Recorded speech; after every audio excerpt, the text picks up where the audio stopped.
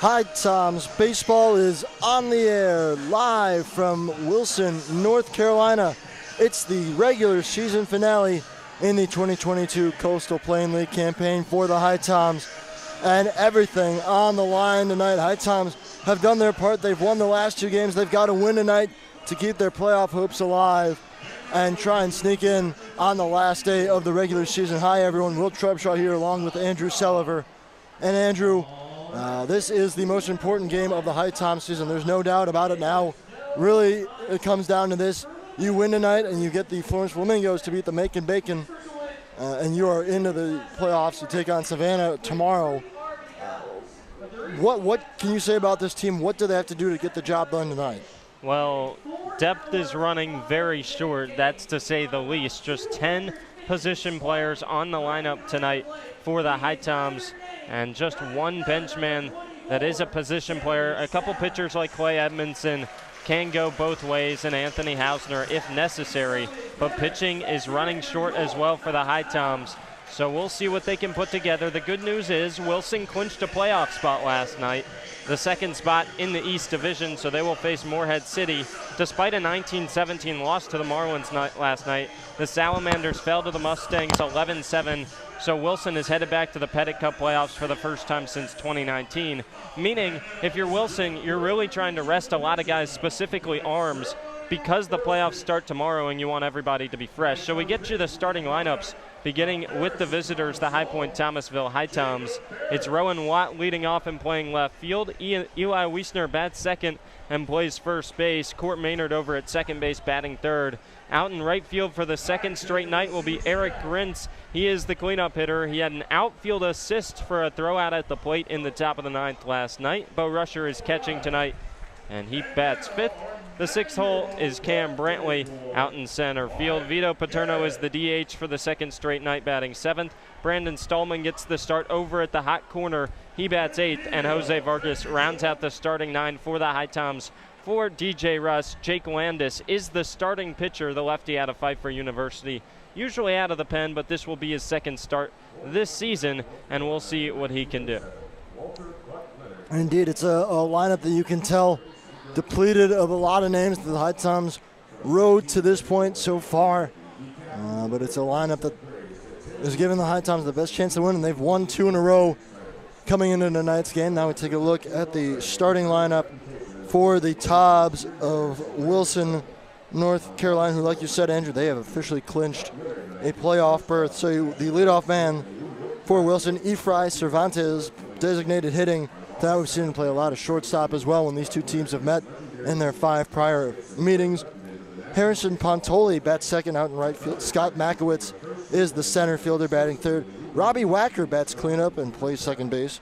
Blake Evans, the third baseman, will bat fifth. Joey Mazzetti over at first base bats sixth. In the 7 hole, it's Jake Lysat. And batting eighth is Gene LaGreca, the catcher. And rounding out the starting nine, out in left field is Nick Hertzfield. And that's how they start out around the starting pitcher, Brady Latcham. We'll see what Wilson can do tonight. A very competitive game last night. Not a lot of pitching, losing 19-17 on the road against Morehead City. One of the highest scoring games all season long in the Coastal Plain League. It went back and forth. There were 8 home runs in that game, 4 by the Tobs. And this Wilson Tobs team can hit home runs with the best of them. That's one of the storylines for Wilson all season long. They play at one of the hardest parks to hit a home run at. It's 405 to center here at historic Fleming Stadium. 330 down the lines with a huge monster ranging all the way from the right field pole into almost center field. Stops maybe 10 to 15 feet to the right of the 405 signal in dead center. But still, the Tobs lead the Coastal Plain League in home runs hit at 53. 4 ahead of Tri-City, and third best is the HiToms, tied with the Salamanders at 35-18 back of this Tobs team. Matt Shark, their best home run hitter with 12 on the season, not in the starting lineup, but he's tied for the CPL week lead with 2 other hitters in this league, Brandon Ike of Tri-City and Brendan Marsh of Ashboro, who hit his 12th last night. Yeah, HiToms surrendered a 3-run blast hit that was part of an 8-run inning. It saw the HiToms fall behind 8-1 in last night's contest before they came roaring back to walk it off, the first walk-off win of the season for HPT, win number 23 on the year. Speaking of wins, though, this is a Wilson team that's had the HiToms number 5-0 coming into tonight's game in 5 prior matchups this season. How do the HiToms buck the trend against Wilson? They have to hit the baseball tonight. There's no other way around it. This offense has been struggling. Finally got things together last night to pull together a late comeback due to some clutch hitting and also some key errors in the field from Ashboro. But you have to hit the baseball tonight. You're not going to see the best arms from this Wilson team. They'll be saving them for the playoffs. And so with your pitching depth stretched thin, you have to put up runs tonight and give the bullpen some support, because you only expect maybe 2 to 3 innings max from Jake Landis. He's a bullpen guy. It's a bullpen game. And so you can't expect a lot of zeros from the pitching staff. Expect a high-scoring game, and the HiToms need to equal Wilson offensively. Yeah, indeed. It will be interesting to see. The HiToms don't have the luxury of resting their best arms or best available arms tonight, because this is a must-win game. You lose this, and the playoff chances are over.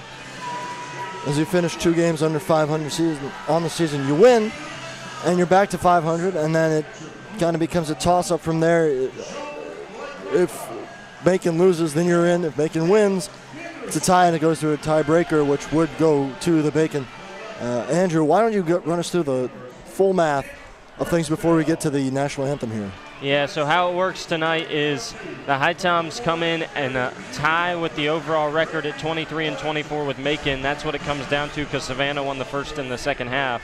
So if both teams win or both teams lose, Macon holds the tiebreaker, which is second half record. It would be head-to-head, but those 2 teams don't play.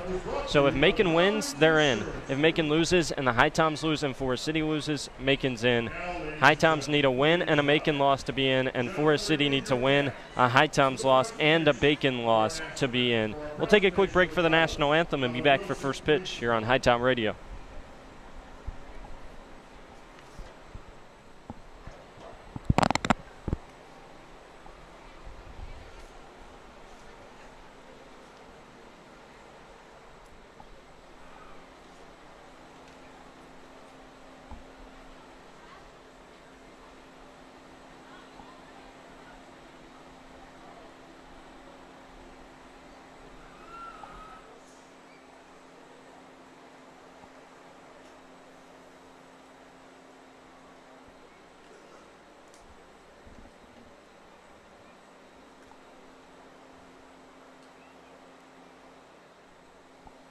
Now, ladies and gentlemen, remove your caps for the national anthem performed by Dallas Montague.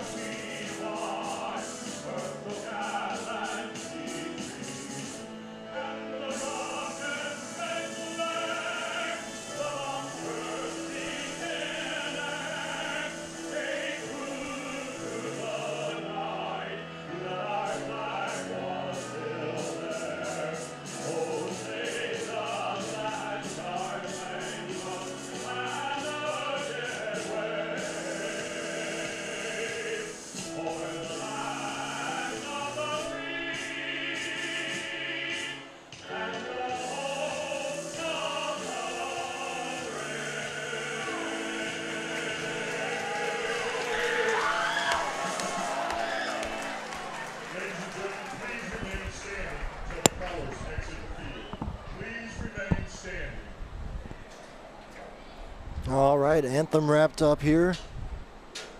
You heard it, a speedy rendition through the anthem as we are now moments away from first pitch. Colors walking off the field right now. the state of North Carolina flag as well as the Star-Spangled Banner itself. And once they clear the field, we'll be able to get things underway here at Fleming Stadium. We get you the schedule for the Coastal Plain League tonight here. Obviously, 6:30 start, going to be a little bit behind that at Fleming Stadium between the HiToms and the Tobs. That's the first game of the day in the CPL. The other two that matter for playoff spots, Forest City at Lexington County scheduled for a 7:05 start. Macon at Florence, a 7 o'clock start. We'll make sure to keep you more than updated on those other two games. The Forest City game doesn't matter to HiToms fans, but it could come in to the playoff picture should the HiToms lose tonight. Forest City could find themselves in a playoff spot. We already mentioned with a Holly Springs loss last night to Martinsville, Wilson clinched a playoff spot. The East is wrapped up. It's set. Morehead City and Wilson, game 1 and 3 at Morehead City beginning tomorrow. And game 2 here at Fleming Stadium, home of the Tobs, on Monday. That'll be a fun series to watch. HiToms are hoping that they can find themselves in the other series. Savannah hosting game 1 and game 3 of the West Division Championship. Question is, who will they play? Yeah, it is a trio of teams. More than likely it'll be either the HiToms or the Bacon. There's still an outside chance that Forest City could squeak in. Forest City, obviously the team with the most that has to happen today to get in. They need the most help. They need a win from Wilson and a win from Florence, as well as a win themselves to get in. Macon obviously has the least that has to happen. They just have to win, and they're in. And even if they don't win, a loss by the HiToms and the Owls would land them a spot in the playoffs as well. And one of our umpires, our home plate umpire, just got banged up by a warm-up pitch by the starting pitcher for Wilson, Brady Latcham. And so he is taking a quick break, and that'll delay first pitch even longer. There you go, Latcham, the righty, getting loose. We'll get you his stats in just a moment. But yeah, our home plate umpire, I hope he's all right, shaking it off as he got drilled by a warm-up pitch. You know, it's kind of amazing that doesn't happen more often. He's standing way up the first base line now as they throw down by the starting backstop, Gene LaGreca. And that means we are going to get things rolling here momentarily. Game time temperature is 89 degrees here in Wilson. Feels like 96, partly cloudy here in the eastern part of the state.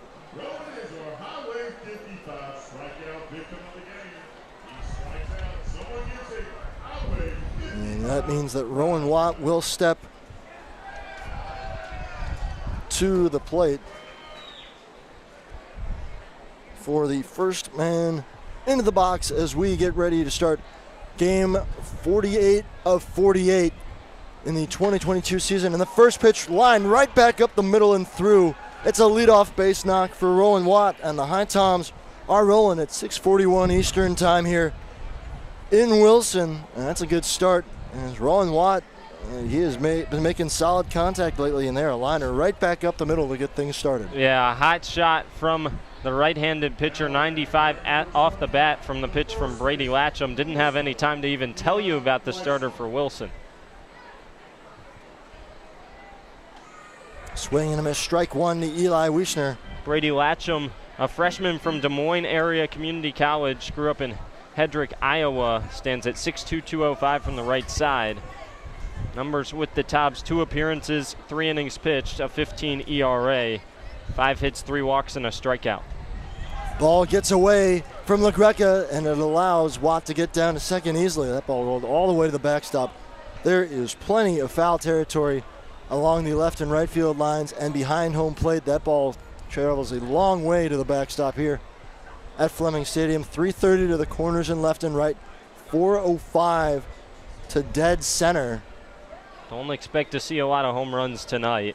Wind not blowing anywhere either, so that doesn't help.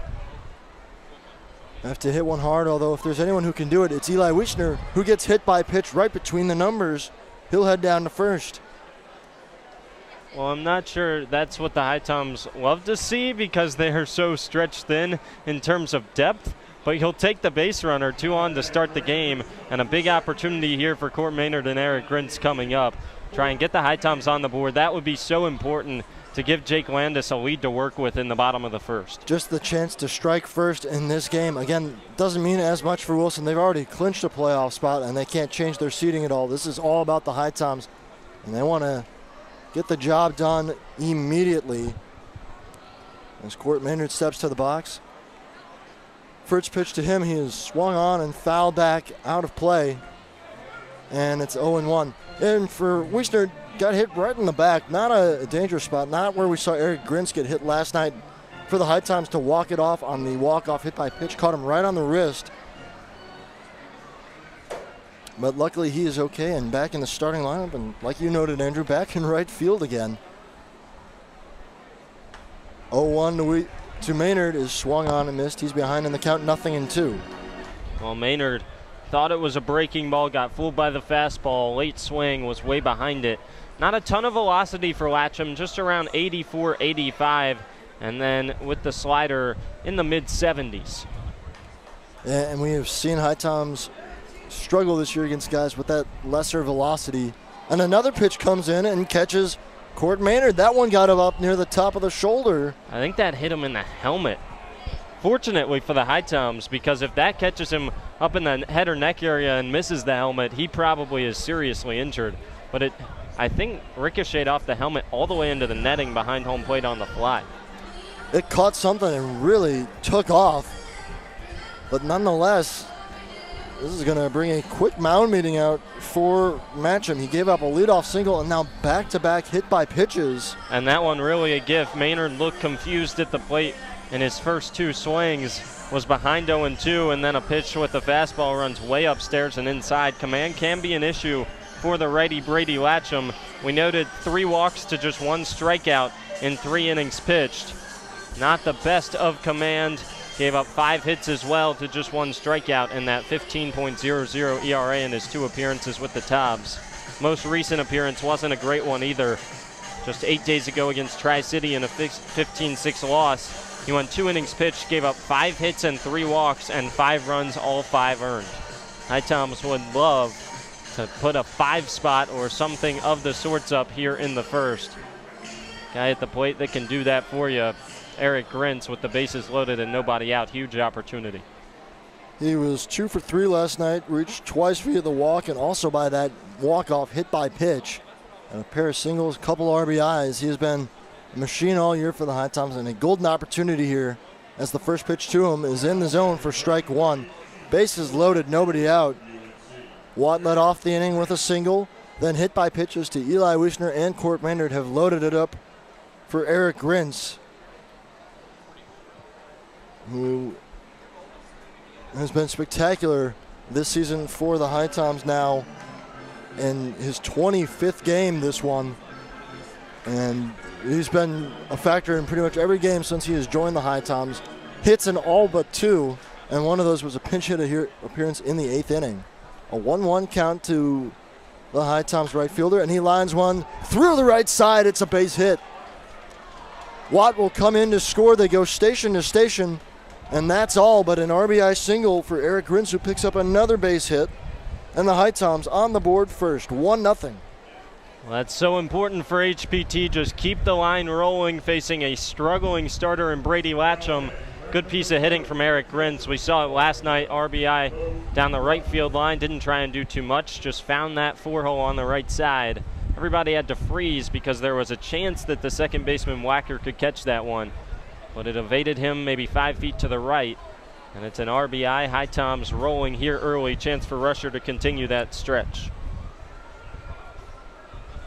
Rusher, the first left-handed hitter into the box for the HiToms, takes a look at strike 1. And a lot of first pitch strikes by Matcham. Just 2 of them have turned into singles off the bats of Watt and Grintz. And after getting ahead of Eli Wiesner and Court Maynard, he came back and drilled him with pitches. So he's not done himself any favors despite getting ahead in the counts. As Rusher fouls one off out of play, it's 0-2.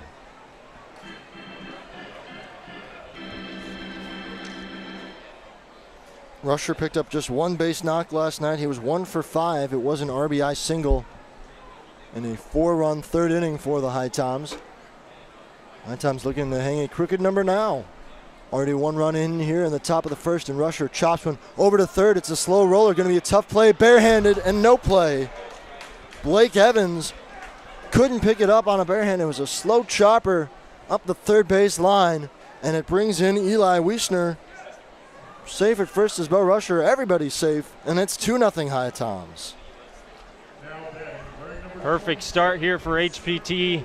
Everybody doing well offensively. That one not the hardest hit baseball, but a little blooper down the third base line, and an impossible play over at third for Evans as he tried to barehand. It really had no play. Smartly just held on to it. So 2 runs in on 3 hits here in the first inning. Still nobody out. Cam Brantley watches ball 1 miss outside. And his AB underway already, the 6th HiTom to the plate in this inning without an out. And we saw a motion from the Tobs dugout down to the pen to already get up and start working. Brantley grounds one over to short, flipped on to second for 1. Will they get 2? They will. It's a double play, 6-4-3. It was a hit right to Lysat. He flips on to Wacker, who flips on to Mazzetti at first to turn 2. It brings in another run as Maynard comes in to score from third. Grint's over to third. Rusher is retired on the first put out. And that brings up Vito Paterno with 2 away, but 3 runs in for HPT. Yeah, that's not what you wanted there. He hit it hard, but right at short. Turns into 2, doesn't get the RBI. It does bring in the run, but you really help out a struggling pitcher. So now Vito Paterno takes a look at ball 1. That was just inside. John LaGreca nodding that was where the pitch, he wanted the pitch to be. Just a hair off the inside part of the plate, so we'll see what they do on 1-0. And that one missed outside now, 2-0. Good opportunity here for Vito, who had a good night last night, scored up some baseballs, hit a wall ball double. He's been hitting the ball really hard, a chance to bring in a big 4th run. Golden RBI opportunity with 2 away in the top of the first. Paterno hits one hard over to third. Diving stop. The throw across. In time. What a play by Blake Evans. Left his feet, made a diving stop to rob Vito Paterno of a base hit on a ball that was hit extremely hard. So the run does not score, but 3 runs do. Before that, for the HiToms, they jump out to a 3-0 lead after a half inning of play. You're listening on HiTom Radio.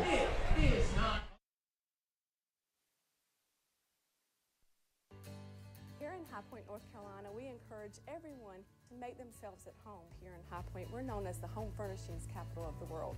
We have banked our past, present, and future highly on this industry.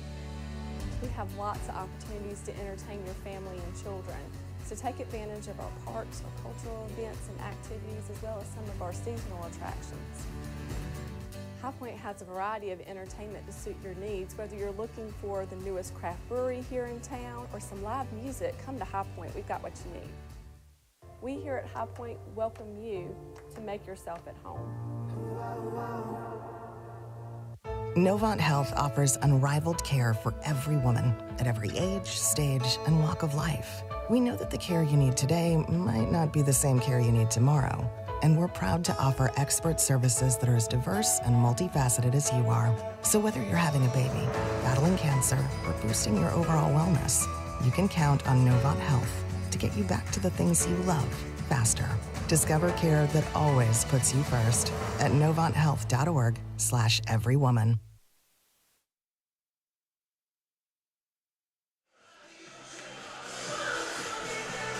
Well, about as good a start as you can get for the HiToms. They pushed 3 runs across on 3 hits in that first inning. Couple hard hit balls turned into outs, though, and shortened what looked like could be a really long inning for the HiToms. But now we get to Jake Landis to protect the lead. He is 2-0 on the season for the HiToms in 17 prior appearances. Just one of those was a start for the left-hander from Pfeiffer University. Comes in with a 7.36 ERA, but good strikeout to walk numbers, 25-12 for Landis in 22 innings pitched, and HiToms, they're going to see how long they can ride him tonight. Like you said, Andrew, it's going to be a bullpen night for HPT. Yeah, and a guy by the name of Clay Edmondson, one of the best arms for this HiToms team this season, is available if he has to be tonight. But HPT would love to get out to a big lead and try and not have to use him tonight, as he started on Monday at Forest City. Jake Landis trying to do the job here, get a shutdown inning after a 3-run top of the first. Could have been more, so the Tobs have a little bit of momentum. The first pitch misses outside from Landis to Efrain Cervantes, and we're underway in the bottom of the first. And yeah, you mentioned Edmondson. He's been rock solid for the HiToms in the bullpen this year. Ideally, you save him for a potential playoff game tomorrow at Savannah. And the second offering misses low, 2-0 to Cervantes. Potentially a start, potentially a middle inning relief session, and Edmondson capable of all those. As a chopper over to third, just foul, as Brandon Stallman played it on the left-hand side of the third base bag. So 2-1. Cervantes was looking for something to hit on a 2-0 hitter's count.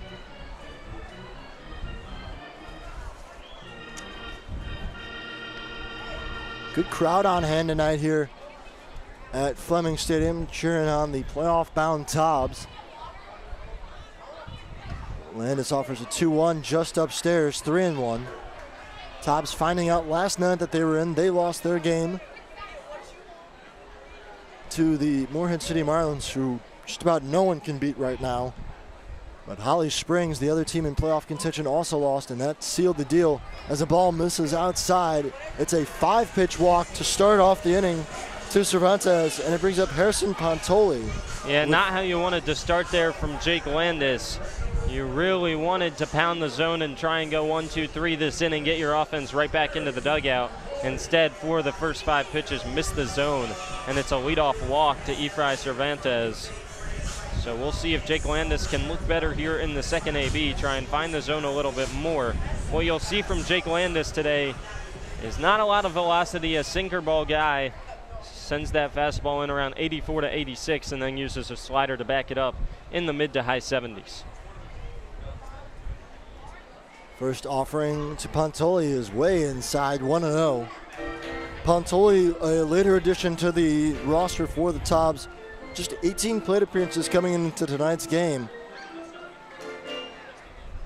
But he is 6 for 18, batting .286, driven in 3 runs.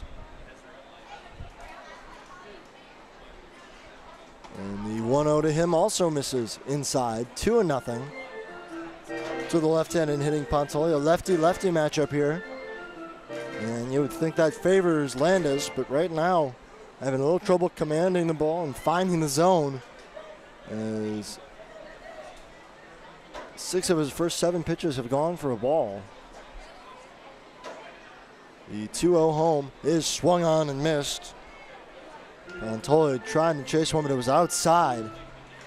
And that brings the count to 2-1, 84 on the fastball for Landis. Yeah, that's the power of the sinker. Dips right down to the knees. A big swing from Pontoli, seeing it over the middle of the plate, and it just dips under his bat for a big swing and a miss. Landis works from the stretch and delivers home. 2-1 on the outside corner, evens up the count, 2-2. Yeah, really good slider there and a fastball count. He saw the big swing on that 2-0, expecting fastball from Pontoli, so he switches it up, and now he can use either one. Maybe goes sinker to try and get a ground ball and roll 2. Here it comes. He went low with the sinker, I believe, but he missed way outside, and Pontoli not chasing. So that runs the count full here, 3-2. You don't want to issue back-to-back walks to start out the bottom of the first, especially after you gave your team gave you a 3-run cushion before you even take the mound. Chopper foul at the plate. Well, he went slider, had faith in it on 3-2, and threw a good pitch on the bottom half of the zone. Pontoli was well out in front, just got a piece to stay alive.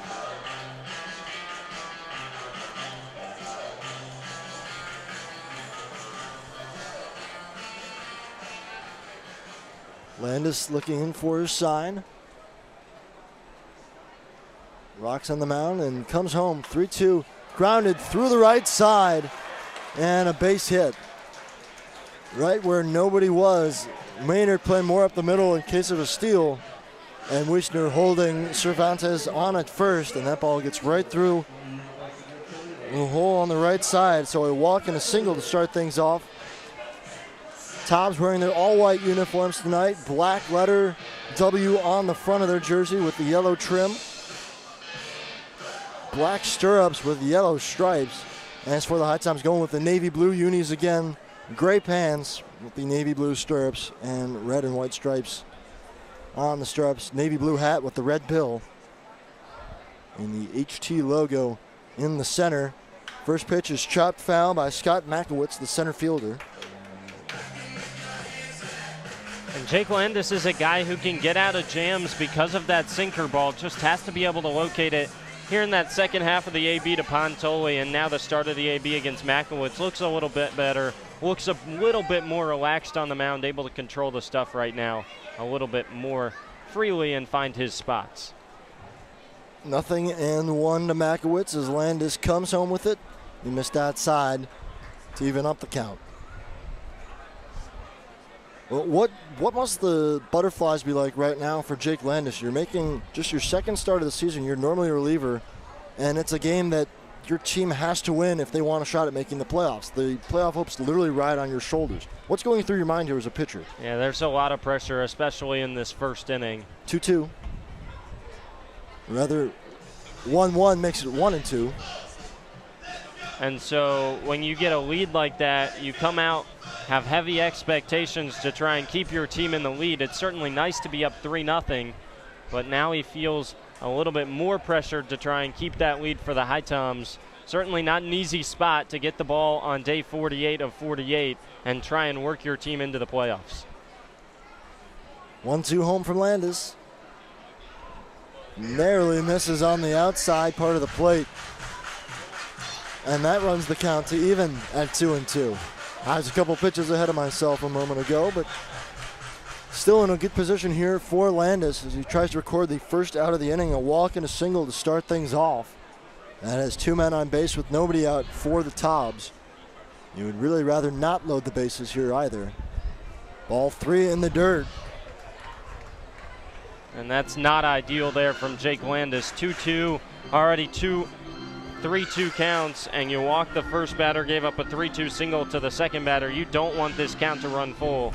And already in a very dangerous spot here in the bottom of the first.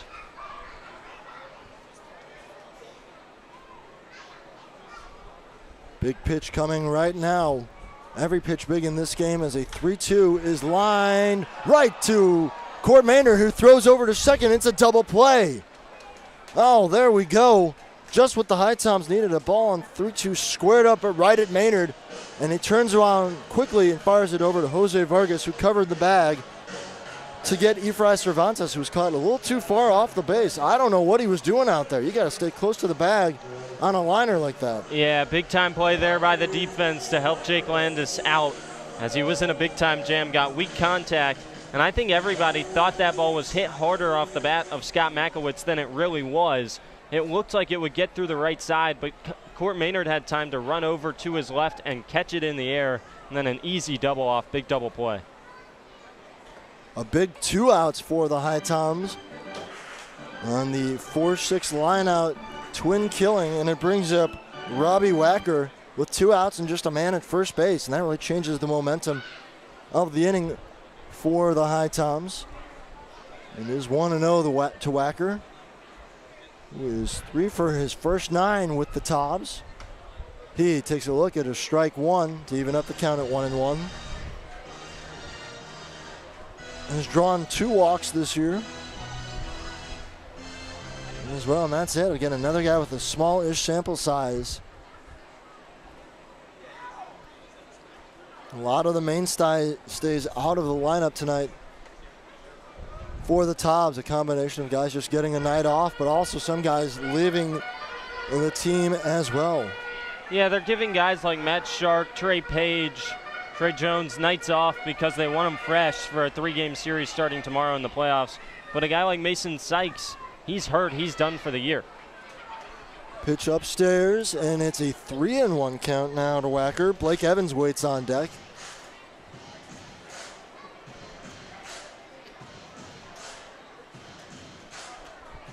Evans, a guy who's been here an extended amount of time, batting .215 in his stint with the Tobs. A 3-1 offering from Landis is inside for strike 2. And it runs the count full. Another full count here for Landis. He's had to throw a lot of pitches in this first inning, but a chance to get out of it unscathed, and you'll take that if you're the HiToms. Certainly will. Big pitch coming. You don't want to walk another guy and put another guy in scoring position. Take advantage of that double play. Pitch to contact. We've seen some weak contact getting out right now. 3-2 home is roped through the left side. Line drive single. And not the out pitch he was looking for, just a hard hit ball through the left side. No way that Stallman or Vargas were going to get to that one, and it keeps the inning alive. Nothing wrong with that if you're Jake Landis. You'd rather first and second on a single than first and second on a walk. So now you get another left-on-left matchup facing Evans at the plate and a chance to get a big-time out and get a 0 here in the first.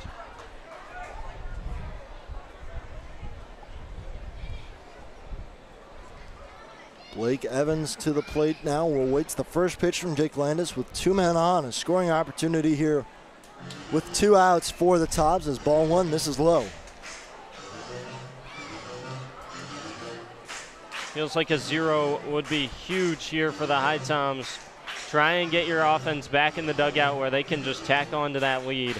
But a base hit could get the Tobs on the scoreboard, and that would give the home dugout a little bit of more momentum. Little chopper over past first base and up near the beer garden as it rolls into the HiToms bullpen. 1-1 the count now as a couple guys out there for HPT not getting warm per se, more or less stretching. Yeah, when the first 2 guys reached in the inning, Patty McGonigal was sent down to the bullpen to warm up with Steven Still, who I guess is the bullpen catcher today, in case he needs to come in. Still went 3 2/3 last night as a ball missed upstairs. 2-1. He came in relief for Jacob Halford, who got the start last night for the HiToms. Gave up a couple runs in an 8-run third inning that seemed to spell serious trouble for the HiToms. They were down 8-1 to the Zookeepers. But then 3 straight zeros and 3 clean innings for Still. Big time performance for him as a little flare off the end of the bat. Going deep, going back, and it's off the wall. Watt's going to play it, get it into the cutoff. 2 runs come in to score. Well, that ball did not look all that well off the end of the bat, but it just kept carrying. Rowan Watt had to go back and play it on a hop off the wall. And so much for a clean inning as a 2-out double by Blake Evans had the runners going on contact, scoring easily. Was Wacker from first, and it's a 3-2 ball game. Really good piece of hitting there from Blake Evans as he picks up RBIs number 3 and 4. Just went the other way with it, got a fastball over the outside half of the plate and didn't try and do too much. Sent it soaring out to left field. This Tobs lineup has major pop, leads the Coastal Plain League in home runs by 4, and that's why. That ball really had some carry on it. Again, the wind not blowing out here. And certainly a humid night. Game time temperature was 89 degrees. So Finch Field, certainly ideal home run conditions, but not so much here at Fleming Stadium. 0-1, now 1-1 to Joey Mazzetti, the first baseman. 2 runs in the inning, 2 away. And the Tobs, though, with a man in scoring position and Blake Evans, a chance to tie this game up after 1. And the HiToms, well, they'd like to avoid that. They'd still like to get out of the inning with the lead. 1-1 just upstairs as Mazzetti checks his swing, 2-1. Not a huge zone tonight so far And that has certainly cost both starting pitchers. Important for Jake Landis to try and limit the damage here in the first. Not allow that tying run to come home. A 2-1 offering and a big swing and a miss as Mazzetti really tried to hold up, but he was so far out in front of it, he could not keep any of his weight back. 2-2. And it's become pretty clear that Jake Landis, even though he gets a swing and a miss there, doesn't have the best stuff tonight. Already up to 32 pitches in the first. Not sure that you'll see him go more than 2 innings. Might not even see him for the second. And we'll see. HiToms generally, DJ Rest likes to stretch guys out at least 2 innings. We'll see if Landis can get out of this inning. He does. A swing and a miss for strike 3. Ends the frame, but not before Blake Evans' RBI double cuts the deficit to just 1 for Wilson. A lot of offense in that first inning. It's 3-2 after 1 inning of play. HiToms, last game of the season, trying to keep those playoff hopes alive.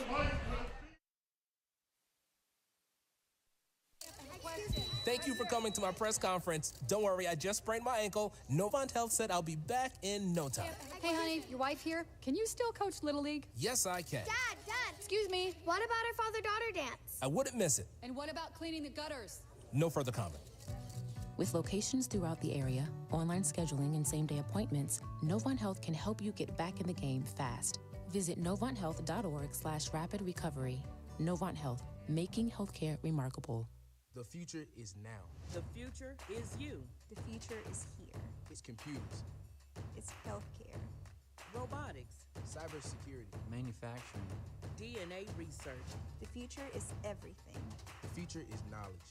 community, Possibilities. hope, It's about family, having a career, Reaching goals, finding your purpose. your passion. believing in yourself. Davidson County Community College. The future is here.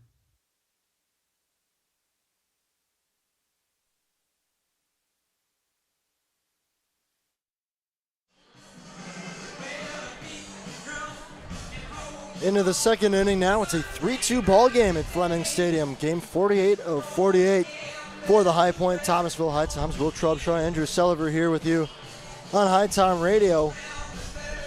And Andrew, the HiToms got off to a good start. 3-0 lead after half inning of play, but then they gave two of those runs right back to Wilson. Cut the deficit to 1. And knowing that it's a bullpen night tonight for the HiToms, can we expect more of that tonight? And does that spell trouble for the HiToms if you're giving up a lot of runs, even if you're scoring a lot of runs? I mean, we said in the open you have to hit the baseball tonight because that's the expectation, that both of these teams will score. Wilson put up 17 last night and lost.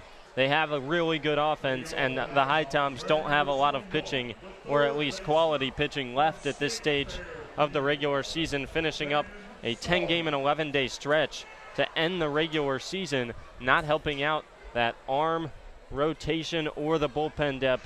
And so the offense just has to get right back to it here, 8-9-1, try and get one of these bottom 2 on base and turn over the lineup. First pitch to Brandon Stallman is a ball as it missed low. 1-0 to the HiToms third baseman. Stallman, this is the first time we've seen him play third base this year. Normally a shortstop, and we've seen him play a good deal of first base. But now he moves over to the hot corner, and he grounds one over to the left side. Shortstop Evans throws on a hop and makes the play for out number 1. Beg your pardon, that was Lysett, the shortstop, and a good play by him.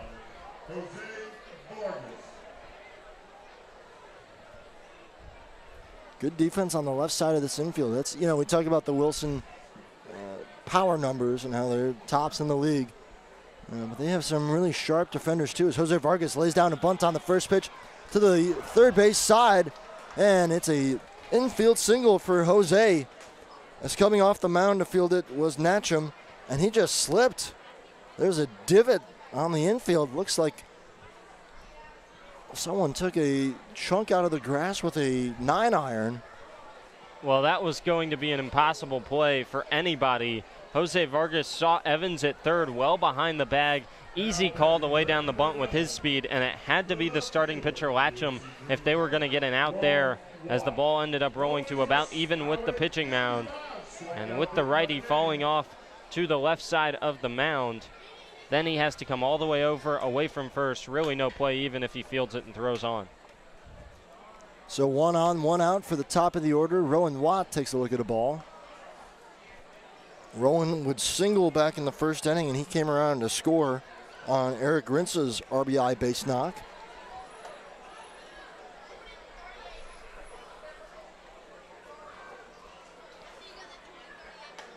.1-0 is up high to Watt, and it catches enough of the zone, though, so it's 1-1. That one looked about chest high, but it did catch the zone.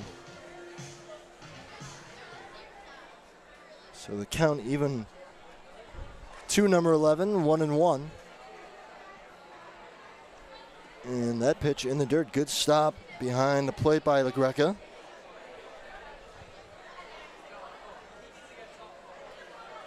Watt came into tonight's game batting .208 with the HiToms, driven in 6 runs on the year. But mostly second base until late when the HiToms running short on outfielders. He got moved out to left because he's got a really good arm. And the thought was, well, let's just try him out there as the count run to 3-1 on Watt. Vargas at first. HiToms wouldn't mind a walk here. Didn't draw a walk in the first, but 2 hit by pitches of Eli Wiesner and Court Maynard helped them load the bases. And there is the first official walk of the game as Watt takes his base. And Eli Wiesner to the box. Homers last night for Wiesner, his 10th of the season. And all season long, he has just been consistent. This is now 38 games for him. Batting .353, 10 homers, 34 RBIs. And for the Lewisburg transfer to the University of North Carolina, Charlotte, I mean, he has been the most consistent and arguably best bat in this lineup day in, day out for the HiToms. If you consider the whole season, obviously since Eric Grintz got here, yeah, it's kind of been like 2 halves of the season. The first half was really Eli Wiesner and Justin Johnson. Slotted Mitch Smith in there for kind of the middle third of the season. And now it's Wiesner and Grintz running the middle of the lineup along with Court Maynard. But he's been a staple all season long. 0-1 as Wiesner fouls another one back and out of play. It's quickly 0-2. You have the feeling that this game might go back and forth offensively for the 2 teams. So it's important after Wilson tacked on 2 in the bottom of the first to get back to a 1-run lead for the HiToms. Important for HPT with 2 on and 1 out to strike right back and retake a larger lead. One of the best guys to do it, the HiToms RBI leader, Eli Wiesner. 0-2 grounded back up the middle. Flip on to second for 1. Over to first, it's a double play to end the inning. Well, he hit it sharply, but he hit it right to Lysett, who flipped with the glove over to Wacker, who covered on second, and he did the rest on the turn. It's a 6-4-3 double play to end the inning. HiToms strand 2 and score nobody. We go to the bottom half of the second. It's 3-2 HiToms. You're listening on HiTom Radio.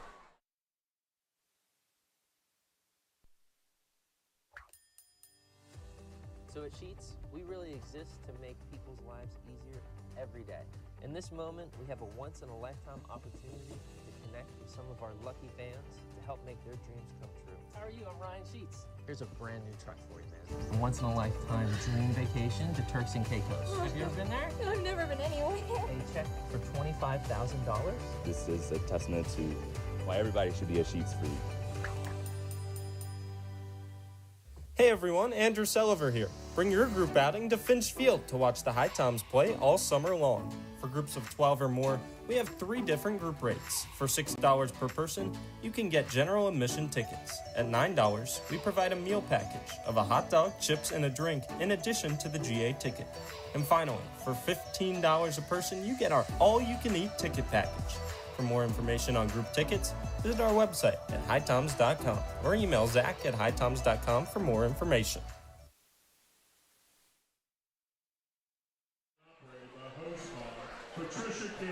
Now, bottom of the second, the HiToms have a new pitcher, Patty McGonigal, coming out of the pen. First one out of the pen, so Andrew, kind of as you suspected, it was either going to be just the one inning for Landis. Maybe he comes out for the second.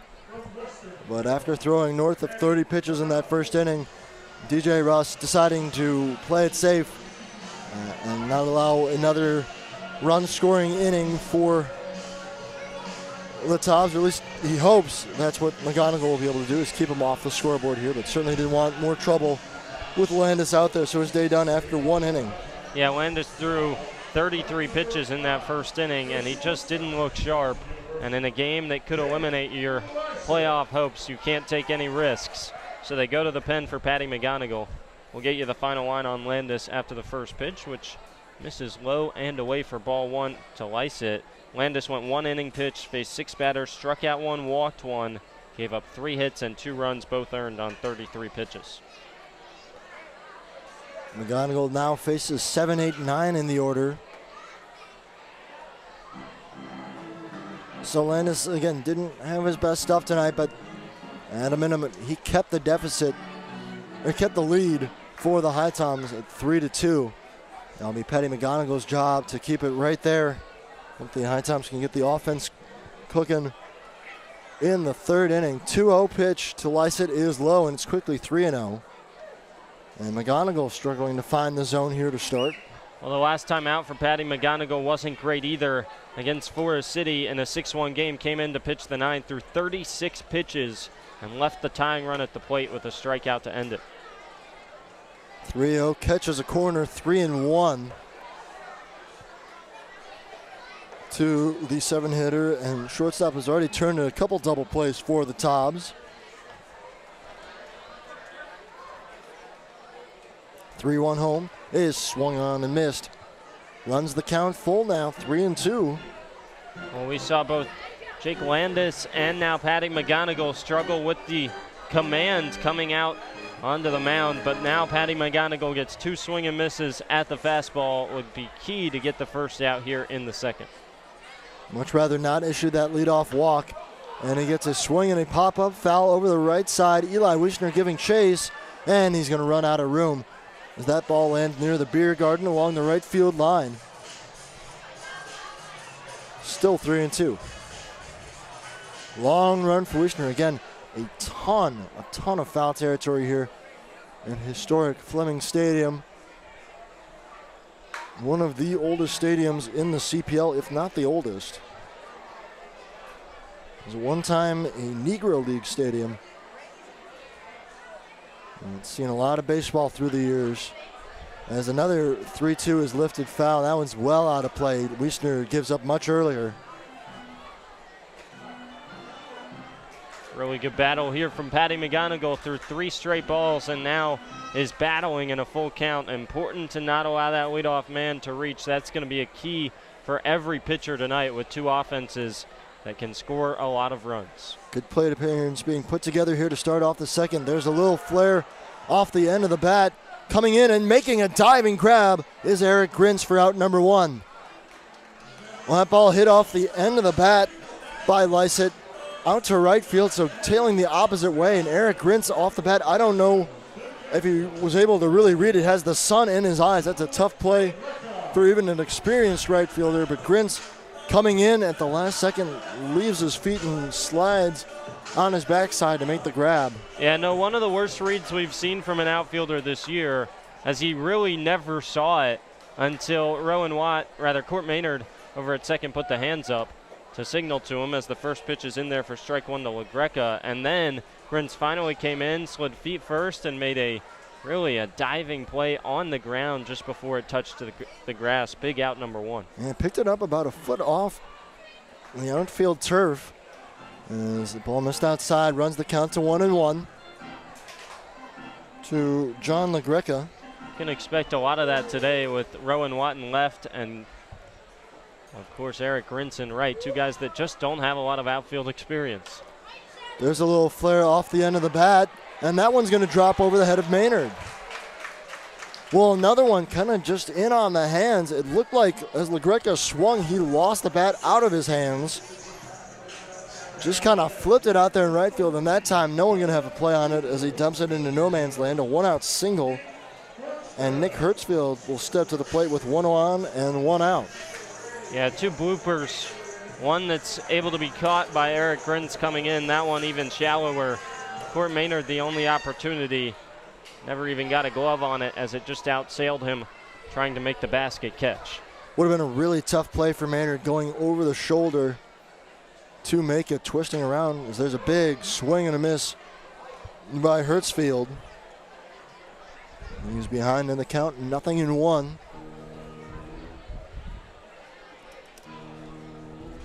Hertzfield batting just 154, but that's out of 13 at bats, 2 for 13. Another guy, a late addition to this Tobs lineup, trying to pick up the important third hit here. His team only trails by 1. Fouls back on a mighty hack, 0-2. Right back to the backstop here. And he is behind in the count. A really good chance for Patty McGonigal here. We go with something off speed, try to get a chase for that second out. Yeah, I think you try and, we've seen 2 swings on pitches probably outside of the zone from Hertzfeld, so I think you go maybe outside or low and try and get a chase for strike 3. McGonigal looked at LaGreca at first. Now he comes set and will deal the 0-2. Little chopper over to third. Stallman's only play going to be at first. It's a high throw, and it's off the glove of Wiesner. Brandon Stallman was charging a ball, rolling up the third base line. Not hit all that hard. He made a strong throw, but it kept rising, and it just popped off the top of the mitt of Wiesner, and that'll be an error on Stallman. And it gets LaGreca all the way over to third base as the ball got away from Wiesner. He didn't know where it was. And back to the top of the order now. Some trouble for the HiToms. Beg your pardon, that'll actually be an E3 as it was Wiesner who's unable to hold on to the ball. Runner goes, pop-up foul, and out of play. So Hertzfield at first, LaGreca at third, men on the corners and 1 out for Cervantes, who walked in his first plate appearance. And that's one of the byproducts of not having a lot of depth and putting Brandon Stallman over at third base where he hasn't played much this season. A high throw, one Wiesner probably could have gone up to get instead of holding the foot on the bag and then come down and try and get the foot back on the bag.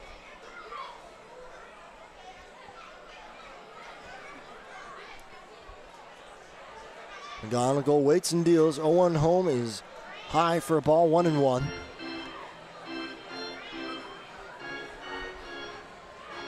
Yeah, perhaps some of the inexperience for Eli Wiesner over at first as well. He's played first base a handful of times this year, but really more of a third baseman for the HiToms. And at Lewisburg, plays some outfield too.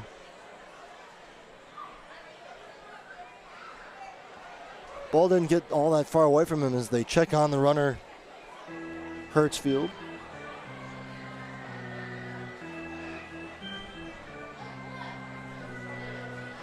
A 1-1 count. HiToms leading at 3-2 in the bottom half of the second inning, but the Tobs third inning is another pickoff throw to check on Hertzfield. He dives back in safely.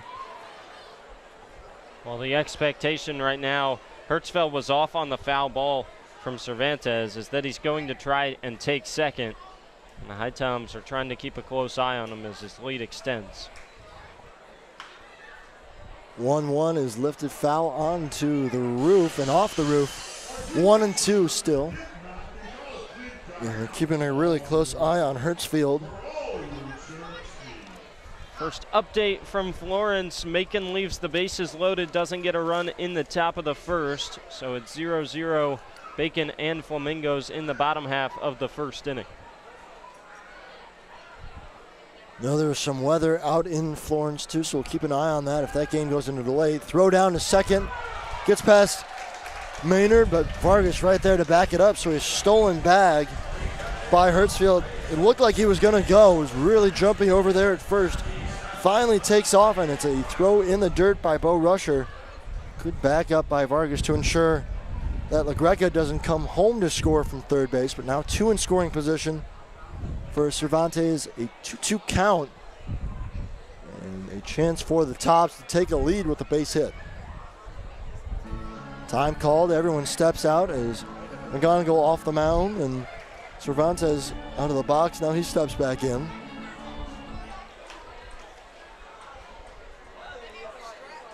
The regular season home finale here for the Tobs. A 2-2 pitch. Missed outside. It runs the count to 3-2.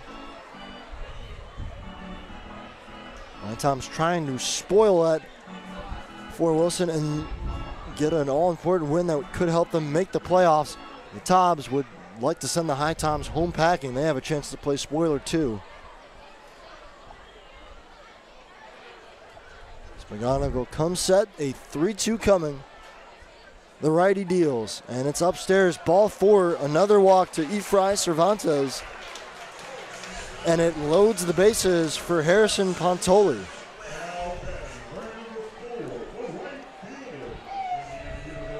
Well, Patty McGonigal, I think, is just trying a little too hard to be perfect right now, as the HiToms are going to send the infield in at the corners, coming home with anything with the force at every base, and then we'll try and turn 2 up the middle to get out of the inning. But he's just trying to be perfect with runners on the base paths, and that's not working. That leads to the walk there. Maynard and Vargas playing a double play death. Anything on the ground as there's a hot shot over to Wiesner. Throw on a second for Vargas for 1. That's all he's going to get.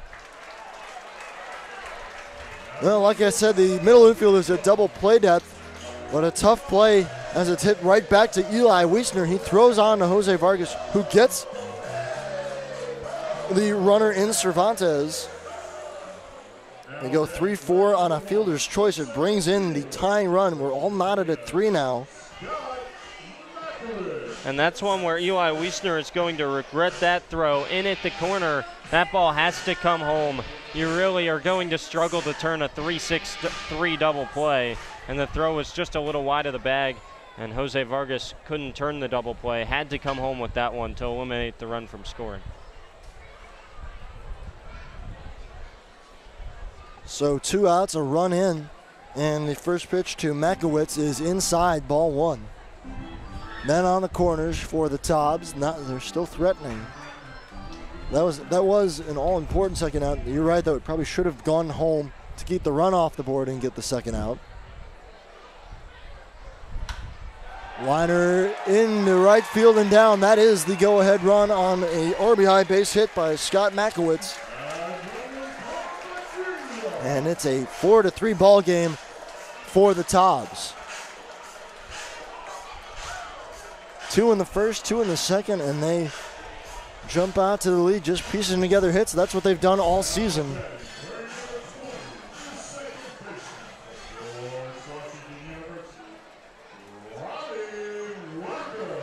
And now that out at second as opposed to home does feel a little larger, as it probably just be a tie game right now.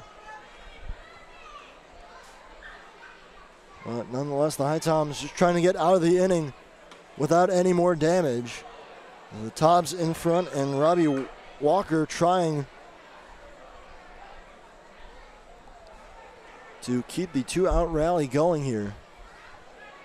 He singled and would come around to score in the first inning. And he takes a look at a ball low, 1-1. Alejandro Rodriguez now up and working in the pen for the HiToms. Looks like he'll be the next HPT player into the game for his first appearance with the HiToms all season.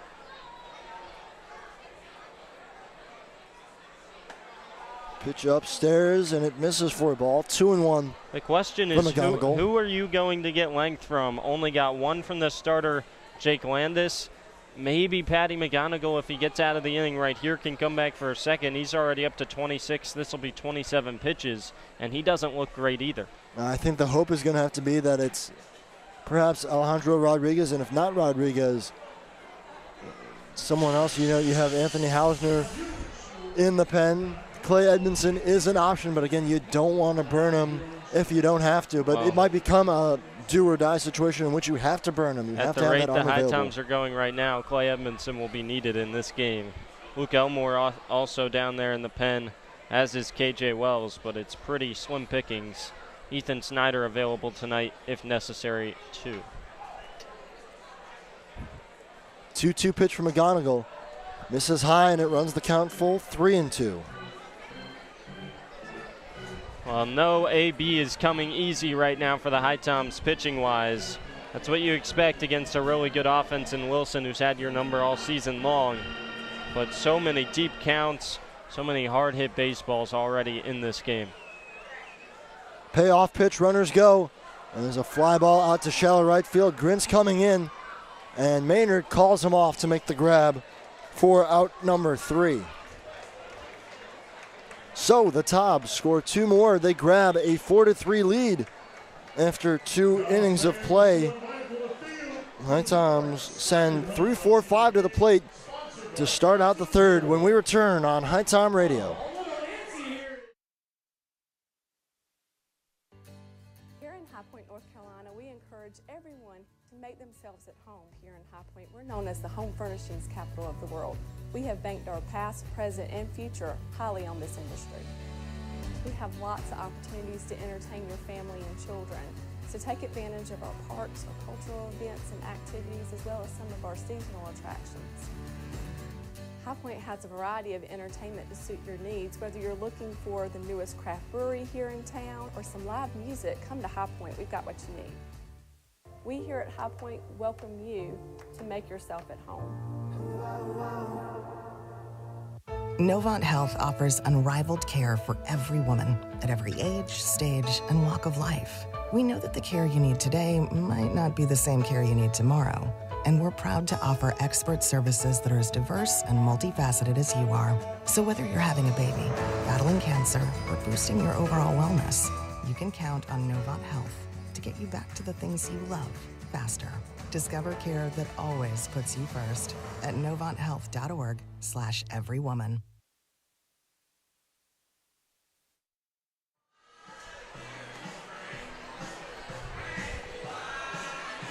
Well, we're into the third inning. The HiToms trailing for the first time tonight after they gave up 2 runs in the second inning. Just one of them earned to give the Wilson Tobs a 4-3 lead.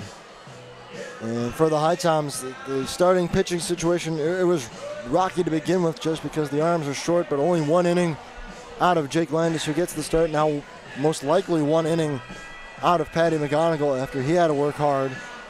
And the HiToms, they're going to have to find some answers, not just with the bats, but with the arms too. Yeah, it's a tough decision whether you send McGonigal out for a second inning.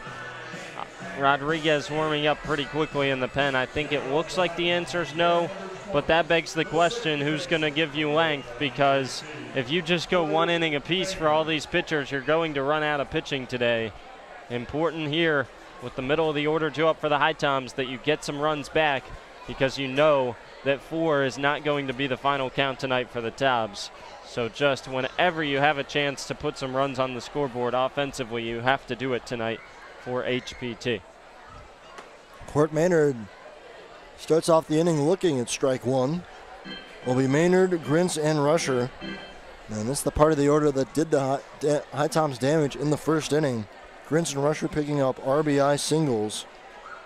And there was Cam Brantley who rolled a double play, but a run came in to score as a result. And that gave the HiToms a 3-0 lead in the first inning if you're just joining us, but then 2 in the first, 2 in the second for the Wilson Tobs.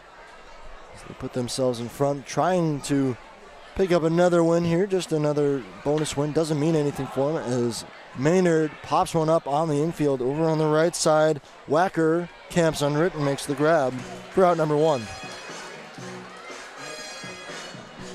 Well, Brady Latcham has looked a lot better on the mound after a shaky beginning, allowing the first 5 HiToms to reach base.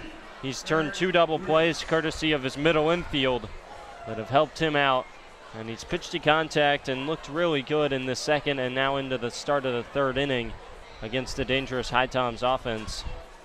Longest he had gone prior to today was just 2 innings in his first appearance against Tri-City. Strike 1 to Eric Grintz. Yeah, certainly looking locked in, and the HiToms, they have certainly seen a couple appearances down the stretch by guys who have been mostly bullpen arms. that have come out and just stunned them. As the ball misses low to Grins, 1-1. And you can understand why there were some struggles at first from Latcham. Didn't start in any of his 7 appearances with Des Moines Area Community College and hadn't started a game with Wilson this season. So coming out in his first start, a little shaky, but much better now. Ball comes inside. Did that get a piece of Grins? Yes, it did. Caught him on the inside of his left forearm, it looked like. And he will trot down to first. Didn't get a big piece of him, but a hit by pitch is a hit by pitch. Third batter that Latcham has hit in this game. He hit 2 of the first 3 in the first inning after he drilled Wiesner and Maynard. That time just clips Grins, but a free base runner for the HiToms. See if they can capitalize. All of a sudden, Eric Grins getting hit by baseballs. First hit by pitch all season was last night. There's a grounder through the right side, right under the glove of Mazzetti. Grins on his way to third. He's going to get the stop sign. It's a double by Bo Rusher, who turned on one and laced it right past the first base bag into right field. That ball was smoked. And the HiToms are in business here. 2 in scoring position and just 1 out for Cam Brantley. A really good piece of hitting by Bo Rusher. Gets a ball on the inside half of the plate, turns on it, and he hits it so hard that Mazzetti at first can't get a glove on it going to the ground, and it gets all the way in the corner for a 2-bagger. And now a chance for the HiToms to take the lead. Cam Brantley hit one really hard into a double play back in the first. Chance for him to pick up RBIs here. Ball 1 misses outside and pops out of the mid of LaGreca. And if Brantley can get around on one, maybe get in the air a little bit, if he hits it with that same quality that he hit that ground ball, it might be extra bases for him, might score 2 runs, but the HiToms back in front. The go-ahead run at second in Bo Rusher, and Brantley right on one, but he fouls it straight back to the netting to even up the count at 1-1.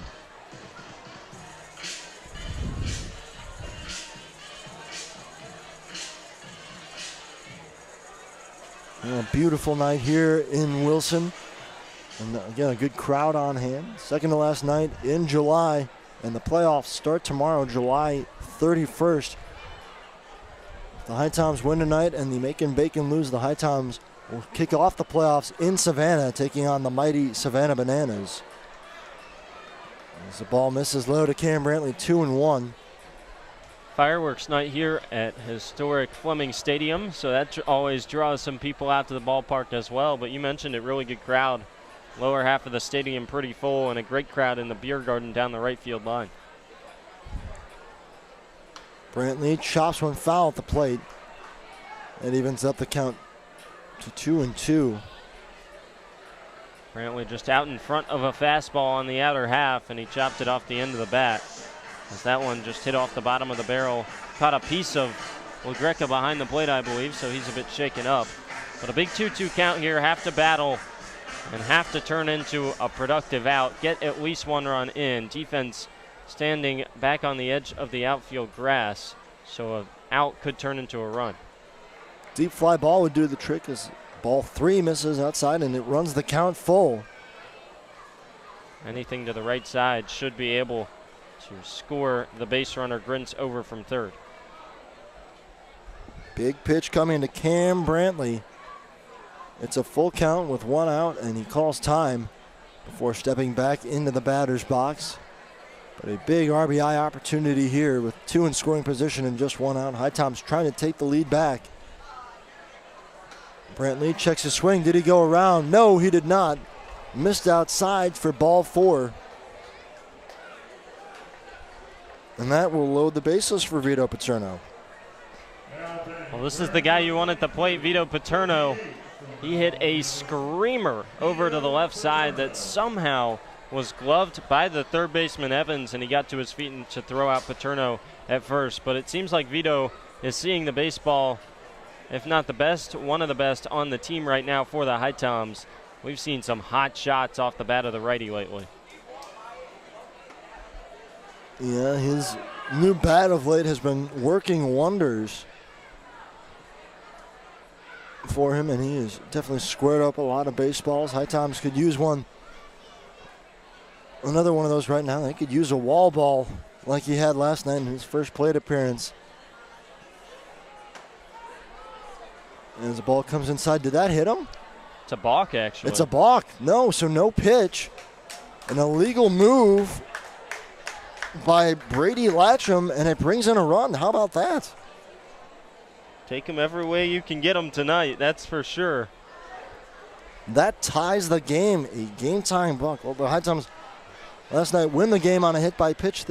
Tonight they tie it up in the third with a balk. You know what? Any little thing can help as you're trying to squeeze into the playoffs. You're right, Andrew. Now a pitch comes up, and did that catch a piece of Paterno? It did. Lucky that didn't catch the bat. He didn't drop it out of the way, and it was coming upstairs. Instead, it caught a piece of him, and that might bring out Harry Marquette to argue.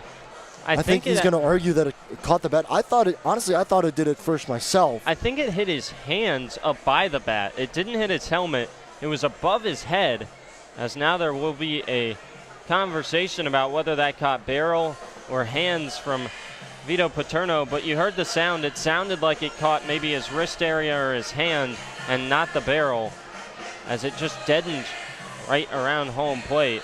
If that catches a barrel, usually it's not deadening right at home plate. And the word is official. Hit by pitch. Paterno at first. It loads the bases again. This time for Brandon Stallman. Still just one out in the inning. Going to run in for the HiToms. Now they have an opportunity to make this a big inning themselves.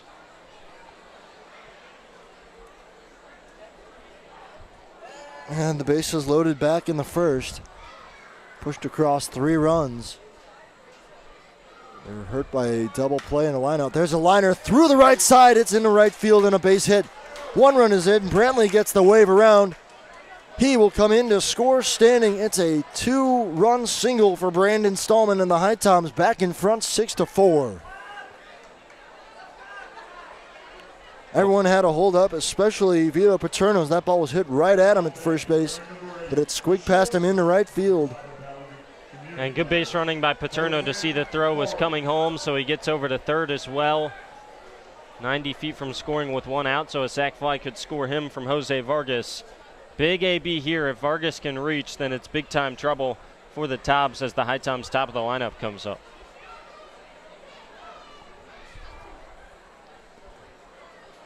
First pitch to Vargas is inside, and a good stop on a backhand by LaGreca.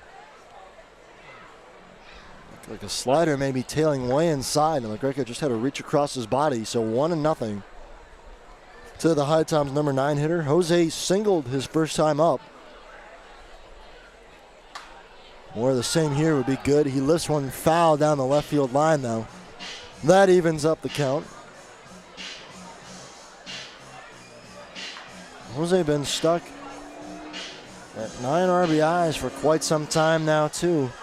Sterling Thomas, a lefty out of NCA&T, the first arm up in the pen today for Wilson right now.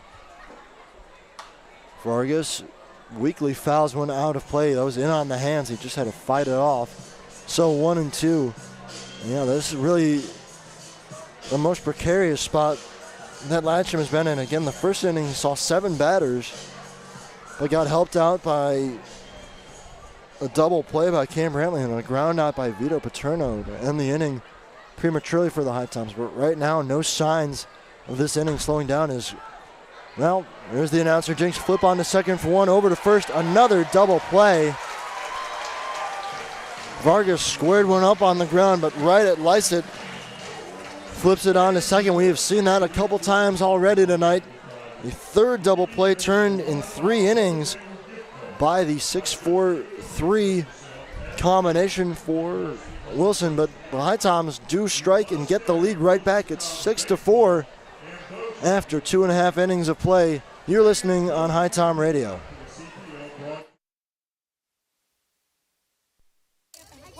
Thank you for coming coming to my press conference. Don't worry, I just sprained my ankle. Novant Health said I'll be back in no time. Hey, honey, your wife here. Can you still coach Little League? Yes, I can. Dad, excuse me. What about our father-daughter dance? I wouldn't miss it. And what about cleaning the gutters? No further comment. With locations throughout the area, online scheduling, and same-day appointments, Novant Health can help you get back in the game fast. Visit novanthealth.org/rapid recovery. Novant Health, making healthcare remarkable. The future is now. The future is you. The future is here. It's computers, It's healthcare. Robotics. cybersecurity, manufacturing, DNA research. The future is everything. the future is knowledge. Community. Possibilities. Hope. It's about family. Having a career. Reaching goals, finding your purpose. your passion. Believing in yourself. Davidson County Community College. The future is here.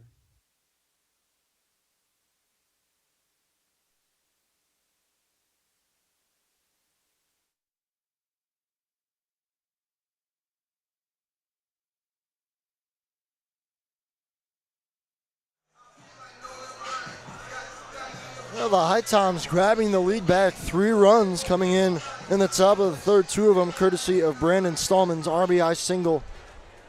That just got under the glove of Mazzetti at first.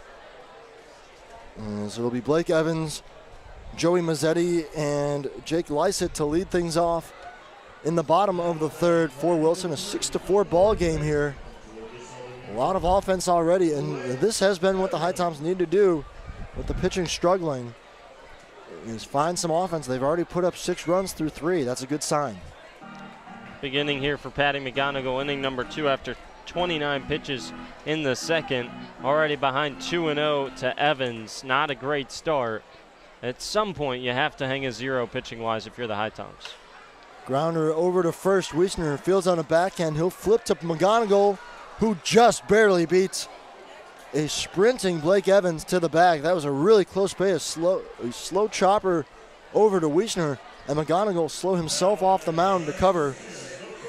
And he just beats Evans by about a half step. And that's a tougher play than it looks like for a pitcher in Patty McGonigal as he runs over to first. Not only do you have to locate the ball with the glove, you also have to locate the bag with your foot and do so almost simultaneously. He did a good job getting the ball first and then stepping on the bag, and he had time to do that. First pitch is upstairs for ball 1 to Mazzetti. Good news from Florence at the moment. It's 1-0 Flamingos through 2 after a 1-out triple from Todd Maddox. He came home to score on a 4-3 groundout. There you go. Going to be keeping a close eye on that game all night as it's a 2-0 count to Joey Mazzetti. That's the other result the HiToms need to go their way. They've got to win tonight, and they need Florence to upset Macon.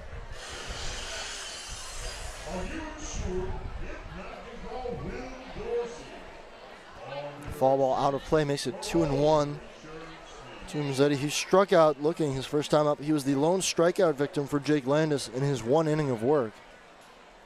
So this is his first time facing McGonigal. And he watches another ball miss. It's 3-1.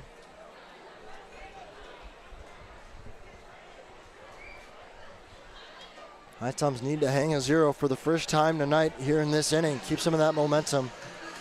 1-out walk, though, as Mazzetti is aboard. And Jake Lysett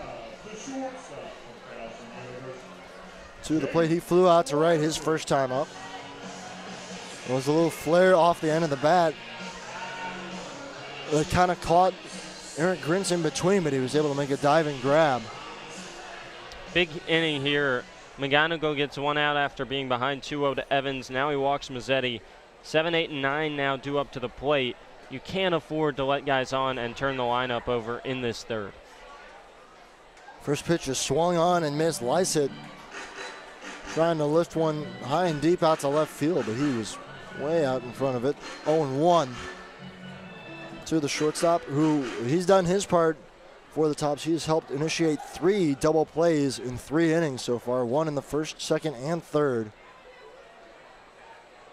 He's looked good over there at short as the pickoff throw comes over as the HiToms keeping an eye on Mazzetti. Actually a pretty close play there. Mazzetti was leaning towards second with a little bit more velocity on that. McGonigal might get him. For a righty, McGonigal has a pretty solid move. Pickoff move again, a little high with the throw, and allows Mazzetti to get back in safely.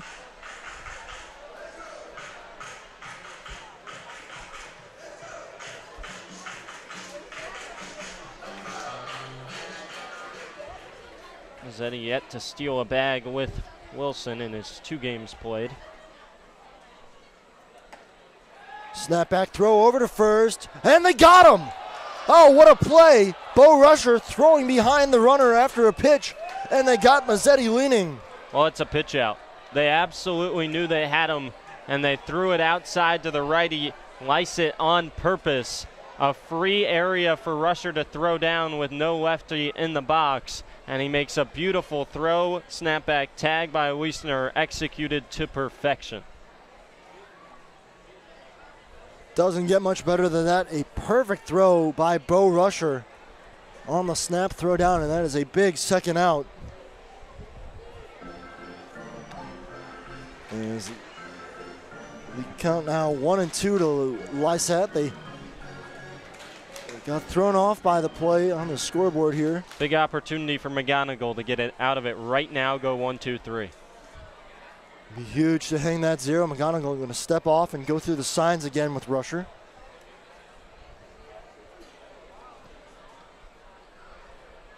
Ahead in the count, 1-2. He comes set and deals home. And he missed outside. It runs the count to even.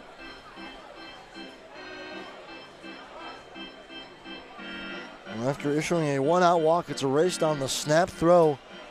And a chance to face the minimum here for McGonigal. And the pitch home is fouled back out of play. Still 1-2.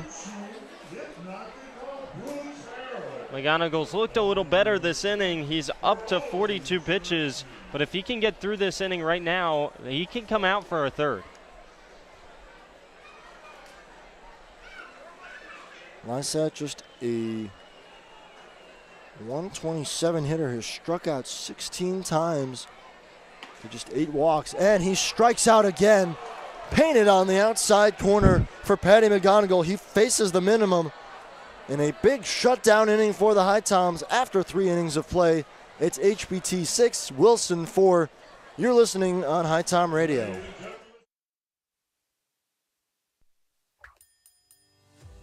So at Sheets, we really exist to make people's lives easier every day. In this moment, we have a once-in-a-lifetime opportunity to connect with some of our lucky fans to help make their dreams come true. How are you? I'm Ryan Sheets. Here's a brand new truck for you, man. A once-in-a-lifetime dream vacation to Turks and Caicos. Have you ever been there? I've never been anywhere. A check for $25,000? This is a testament to why everybody should be a Sheets freak. Hey everyone, Andrew Selliver here. Bring your group outing to Finch Field to watch the HiToms play all summer long. For groups of 12 or more, we have 3 different group rates. For $6 per person, you can get general admission tickets. At $9, we provide a meal package of a hot dog, chips, and a drink in addition to the GA ticket. And finally, for $15 a person, you get our all-you-can-eat ticket package. For more information on group tickets, visit our website at HiToms.com or email Zach at HiToms.com for more information.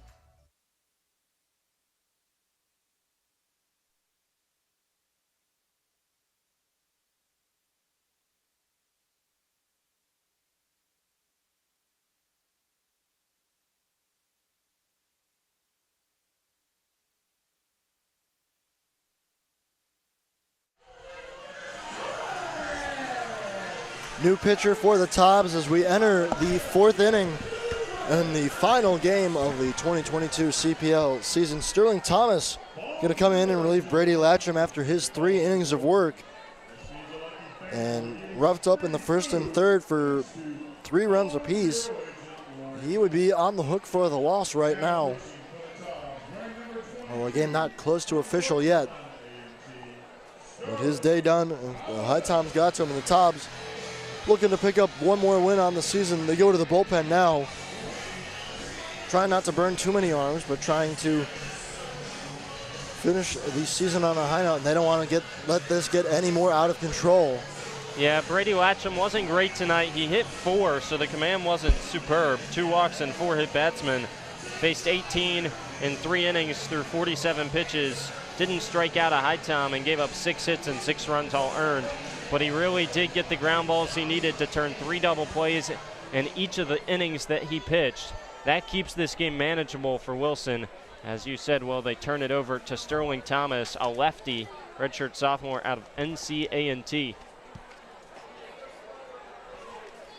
First pitch is in there for strike 1 to Rowan Watt. It's the top of the order to lead things off for HPT Numbers in the on 4th inning. Numbers on Sterling Thomas, 0-1 the record, 10.80 ERA. 11 2/3 innings pitched, 14 Ks, 13 walks, 16 hits in 15 appearances. The 0-1 missed inside to Watt. It's 1-1. He works from kind of the sidewinder 3/4 arm slot as well. Unusual to see from a lefty. And as Watt swings and misses through the 1-1 offering, it's 1-2. It's going to be tough for these HiToms hitters just because it's a huge change from what they were seeing. Thomas comes inside. That nearly got a piece of Watt. He has to dance out of the way of it, 2-2. Latcham has higher velocity, and it plays up from the arm slot and the left side. It's around 87, 88, and it really feels like 90. Thomas's ERA at 10.80 on the season. He just missed with a ball to run the count full. Get some jeers on that call from the Wilson faithful. A full count here is Watt trying to reach base for the 3rd time, and he does. It's another walk to Rowan Watt. Well, they jinxed it. Rowan Watt is the strikeout victim tonight here at Fleming Stadium, and when it got to 1-2, they announced that he was the strikeout victim again, but then that didn't really work for him. And perhaps some extra motivation for Rowan just to lay off some pitches. And as Eli Wisner turns on the first pitch, lifts that one down the left field line, but it just tailed foul. Oh, Eli Wiesner got a fastball at 86 right down the middle, and he was early on it. A little bit taken off there from Sterling, and so Wiesner missed the left field line by maybe 20 feet, but he absolutely cranked that fastball.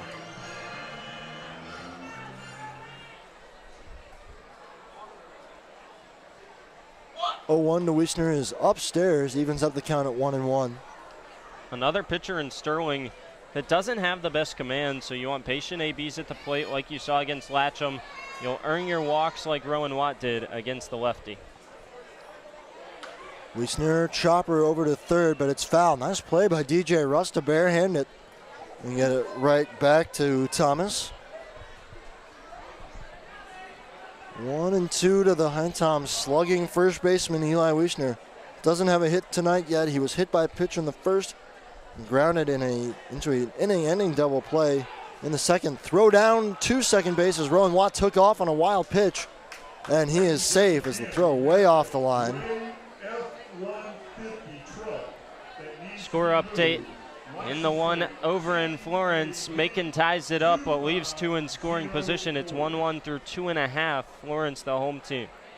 Still early in that game, still early in most of the games in the CPL. Final night of league action. As Eli Wiesner waits for a 2-2.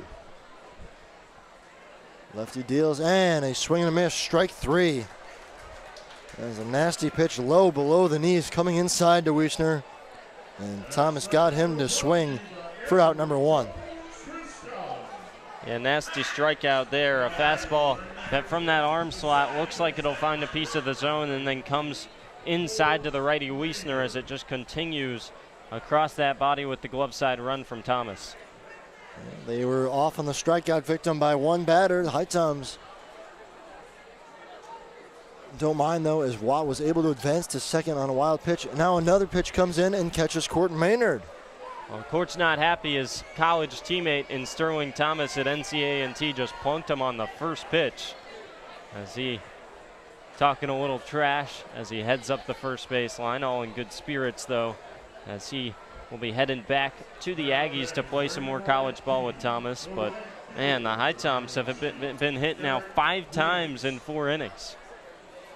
You'll take the base runners, but you won't take injuries if that's what comes. Yeah, so far nothing glaringly looking like an injury-prone pitch. Everything's caught the HiToms either on the back or on the hip. Eric Grins was hit by a pitch his last at bat as he steps into the box, 1 for 1 with an RBI. That came in and caught him off the arm. It looked like it more than anything grazed him, so nothing dangerous yet for the HiToms, and you hope it stays that way. But 5 hit by pitches is a lot, and it's given the HiToms 5 free extra base runners. They've been able to convert some. Let's see if they can do it again here with 2 on and 1 out for Grins. They've been able to convert, but they've also left a few on the table, it feels like, with all of these double plays. You have to avoid that at some point. Grins up to 23 runs driven in on the season. Takes a look at a strike, 2-1. With NCA&T, Sterling Thomas this year a 7.91 ERA across 19 1/3 innings pitched. Had a 1-1 record in 29 appearances. Opponents hit .316 against him, walked 15, struck out 21. Ball upstairs to Grins. That runs the count to 3-1. Well, and again, another scenario here where probably not going to swing even on 3-1 because Thomas has just been wild to start this outing. Yeah, you're hunting fastball. If you get one you can hit, you don't mind a swing from Grins, though. He can do some damage. 3-1 home. That's inside, and it's ball 4. Well, a walk, a hit by pitch, and another walk. Load the bases up for Bo Rusher. And the HiToms, this could be a big add-on inning now. Kind of has to be. You're up by 2. In the 4th, you get the bases loaded with 1 out. Another scenario where the bases are full. Got to find a way to push at least 1 run across here, ideally 2 or 3. Yeah, the end case scenario, worst scenario, is a double play, which we've seen in all of the first 3 innings already today, as there's going to be a mound meeting here. Just 1 out in the first 4 batters face for Thomas. But if you're Bo Rusher, you have to see something up over the heart of the plate and try and drive it to the outfield. Get something deep enough at least to score the runner Watt from third on a sac fly. If not, try and find the outfield grass with a base hit to maybe score 2. Nate Fiala out to talk with his sidewinding left-hander. And Thomas out as well is LaGreca. Nobody up in the pen right now for Wilson. We were told that if the HiToms could blow this thing wide open, there's a chance that you see some position players in for Wilson just to save the arms.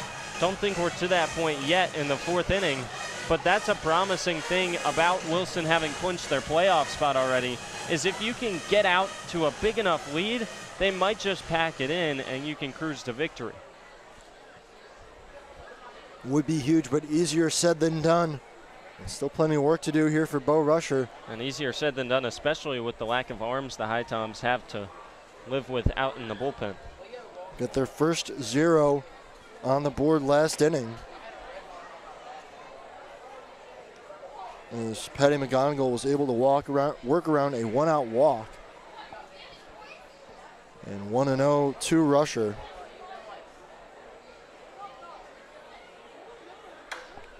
There's a little looper down the left field line that's going to hold up and be playable for Hartsfield.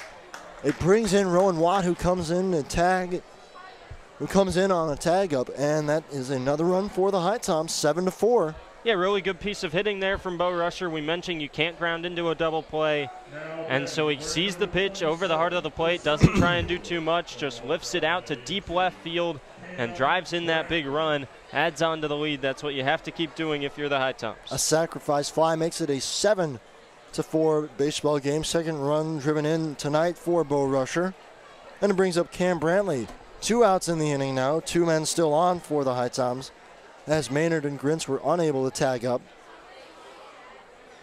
And the first pitch to Brantley is low and outside for ball 1. Another NCA&T matchup here between Thomas and Brantley, just like Court Maynard. Brantley, another teammate of Thomas's with the Aggies. Brantley in center field tonight, normally the right fielder for NCA&T, and was normally their leadoff hitter this season. Did a lot of work at the top of the order. Did an excellent job getting on base. His specialty is drawing walks, and he's ahead in the count here, 2-0. 3-0 as one comes high and tight to him. And a chance for another walk to be drawn here by Cam Brantley. Well, Thomas nearly hit his second Aggie teammate of the night, came up and in. Some chin music there for Brantley.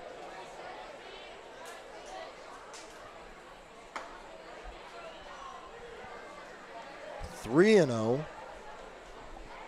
Rather 3-1 to Cam Brantley as that last pitch caught the outside corner. And Thomas trying to work out of the inning with just one run allowed. It's going to go at least one more batter as he issues another walk to Cam Brantley.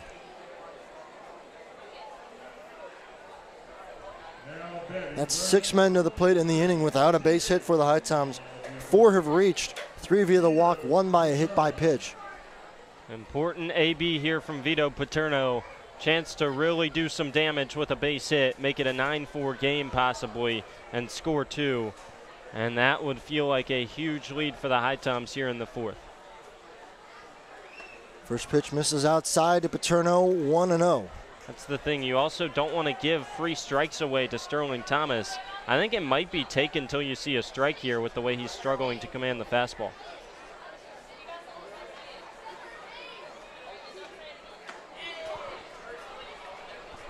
Two and 0 now to Paterno, and well, a potential for a run to be walked in here.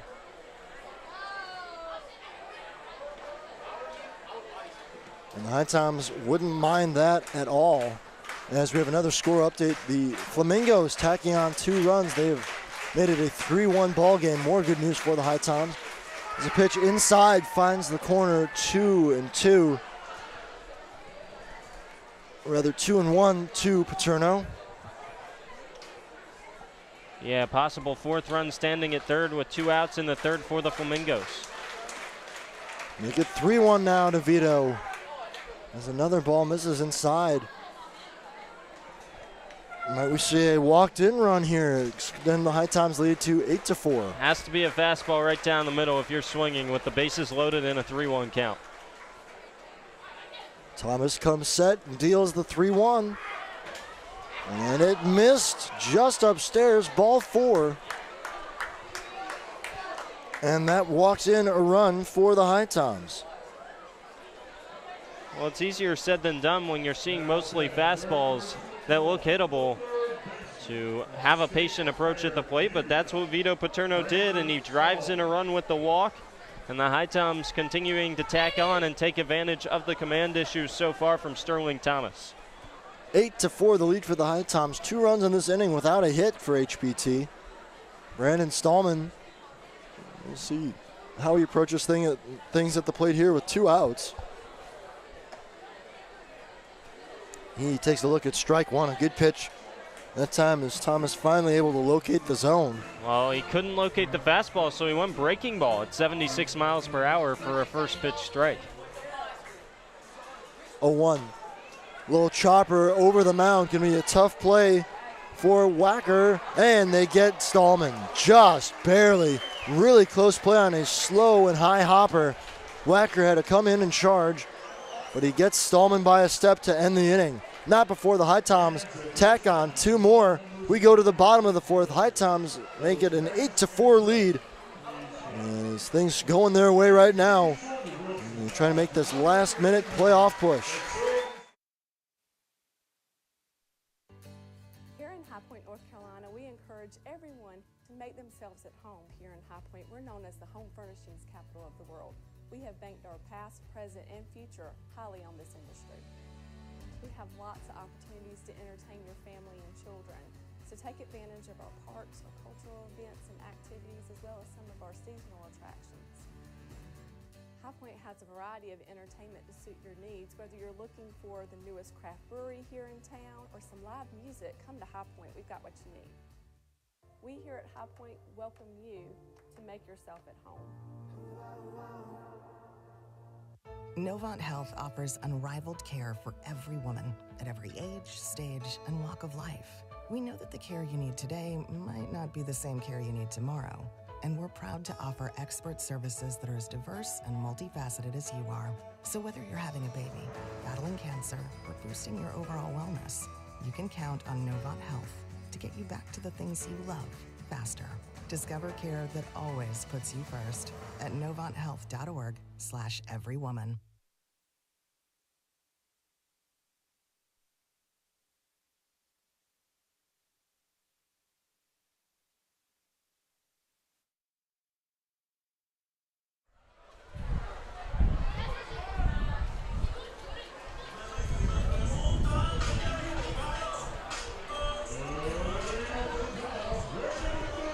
Well, things going the HiToms' way right now here at Fleming Stadium and down in Florence. It's an 8-4 lead for the HiToms and a 3-1 lead for the Florence Flamingos over the Macon Bacon. The HiToms need that result to stay the same, and they need to win here in order to make the playoffs.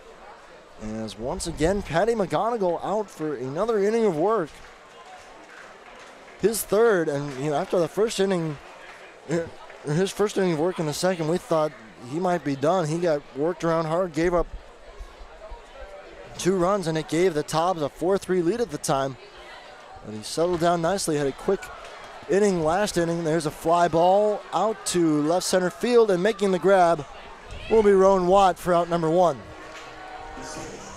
Yeah, and it was important in the last inning to help Patty McGonigal out, and the HiToms did that with the snapback throw from Bo Rusher down the first to get a big second out after a 1-out walk. After Patty McGonigal got behind the first 3 batters he faced, then he battled to a strikeout of Lee Sit, and now he feels good. Gets the leadoff man here in the 4th. Now it's the 9-hole hitter in Hertzfeld, and you would love to turn the lineup over with 2 outs and nobody on, so a big batter here for the Tobs and for Patty McGonigal.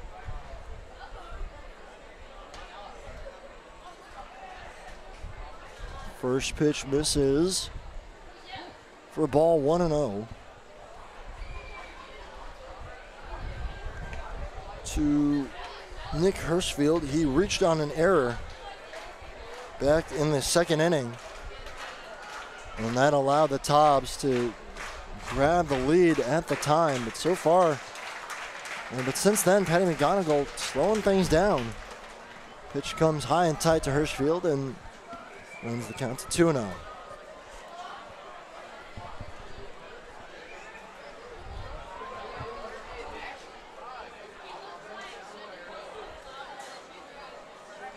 A 3-0 offering from McGonigal in the dirt, and it's a quick 4-pitch walk. So after a quick flyout, McGonigal goes and walks the next batter on 4 pitches. And Efrain Cervantes to the plate with a man on and 1 out. Tobs trying to get the offense going here again. Well, that's the problem for Patty McGonigal, has been the command. He's walking out 3 batters, just giving up 2 hits. Only one of them hit hard, the other just a bloop single to right. So Patty McGonigal's stuff has been there for swing and a miss and weak contact. It's just that he's walked a couple guys, and that's come back to bite him. First pitch is upstairs now to Cervantes. Yeah, both teams really not a great job with the command in this game so far. It's kind of what you expect on the last day of the regular season with all the arms getting tired out. Not a whole lot of strikes thrown as McGonigal with a pickoff move over to first. Anthony Hausner into the game over there.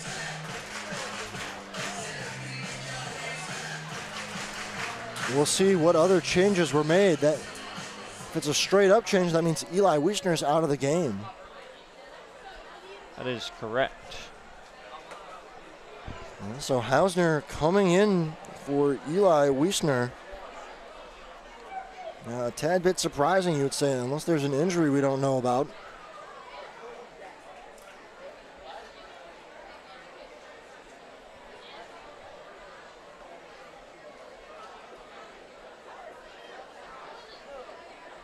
The defensive change in the 4th brings Hausner into the game. 1-1 the count to Cervantes.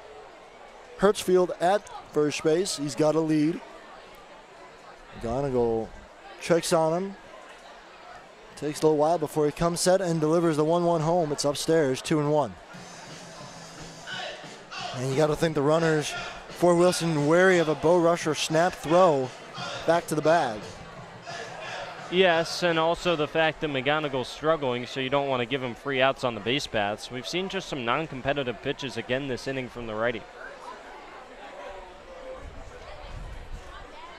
The 2-1 in the dirt. That's going to get away from Rusher. Hertzfield on to second on the wild pitch. And that moves a runner into scoring position here for the top of this Tobs order. Well, just another pitch that doesn't even come close to the strike zone. Bounces in front of home plate. Skips right through the wickets of Bo Rusher. Rodriguez up in the pen again.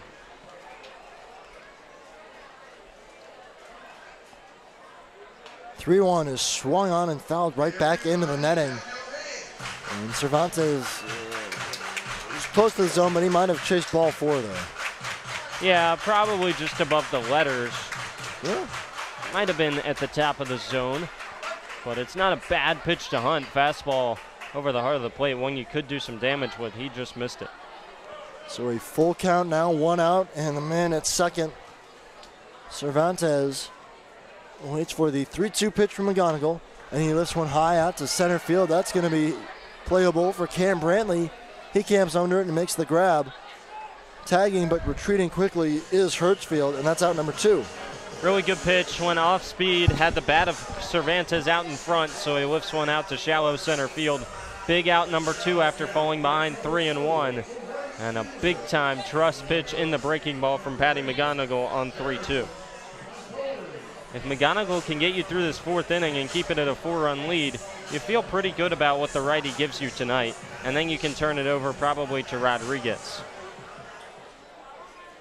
Rodriguez was getting loose in the 2nd inning, but Patty McGonigal has figured it out the last couple innings and eaten a couple big ones for the HiToms.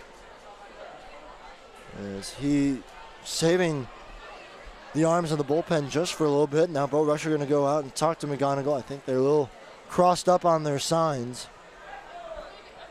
As we've seen McGonigal cycle through the options a number of times.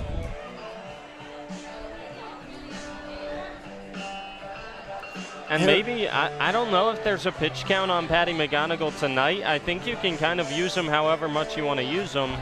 Keeping in the back of your mind, if you make the playoffs, that could rule him out for games. But he's at 55 pitches. If he can get out of the inning right now, maybe you run him back for another one. Not really sure why not. He's looked really good in the last couple. Well, and you know, again, for the HiToms, you can think about the playoffs all you want, but if you don't make them, if you don't win tonight, then what are you saving the arms for? 0-1 finds the strike zone.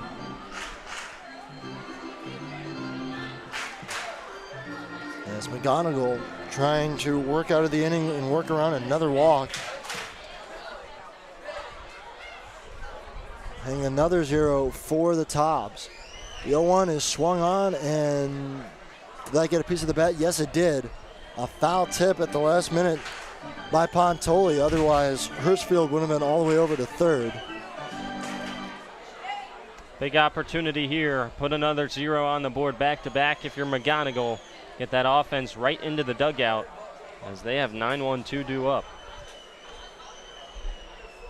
McGonigal looking for his sign. It's an 0-2 coming.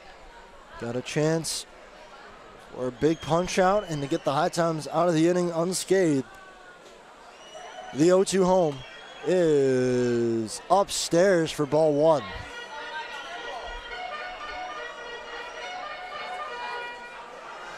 Trackman says that one may have caught the outside corner. So a close call, definitely on the borderline. And that time it goes in favor of Pontoli, 1-2. As McGonigal comes set, a ball in the dirt to even up the count. You don't mind that. Go breaking ball, 1-2. Try and draw a chase. Not where he wanted it as he dragged it low and inside. Now you have to throw a pitch that you feel like you can get an out with. You don't want to run it to 3-2 and risk putting another Tob on the base paths. 2-2 right now. Yeah, once you start getting into that heart of the order, that's where troubles can occur.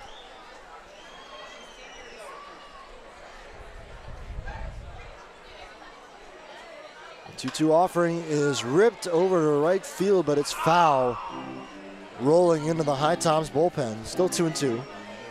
Not a bad breaking ball located at the bottom of the zone, and that's the result. You get the hitter in Pontoli well out in front of it from the left side, and so he turns on it well foul down the right field line.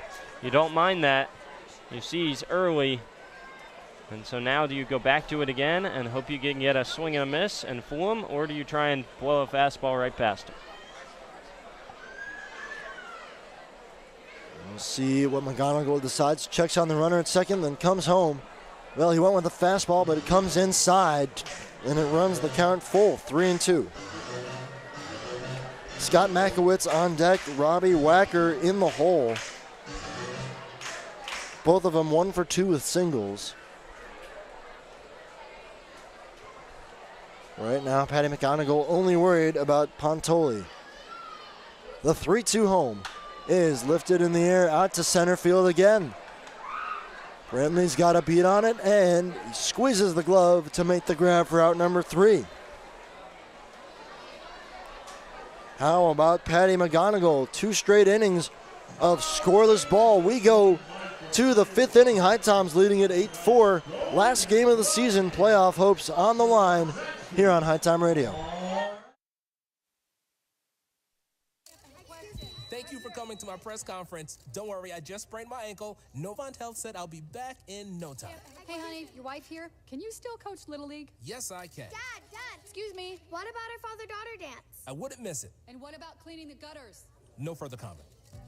With locations throughout the area, online scheduling, and same-day appointments, Novant Health can help you get back in the game fast. Visit novanthealth.org/rapid recovery. Novant Health, making healthcare remarkable. The future is now. The future is you. The future is here. It's computers, It's healthcare. Robotics. cybersecurity, manufacturing, DNA research. The future is everything. The future is knowledge. Community. Possibilities. Hope. It's about family. Having a career. Reaching goals. finding your purpose, your passion. Believing in yourself. Davidson County Community College. The future is here.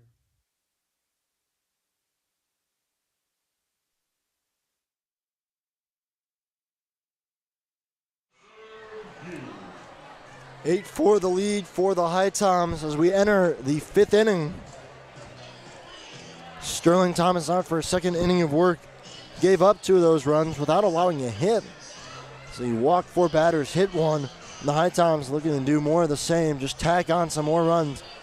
Make it an even more comfortable lead as their playoff hopes riding on tonight's game. Of course, the stakes are if the HiToms win and the Florence Flamingos beat the Macon Bacon, HiToms make the playoffs. It's as simple as that. And right now, the HiToms have put themselves in a good spot through 4 innings of play, but they still got to finish things out, and that's why it's important for Jose Vargas, who leads the inning off, and the rest of this offense to keep doing what they've been doing. 8 runs on 6 hits so far, and the first pitch in there for a strike to Vargas. He's 1 for 2 on the night.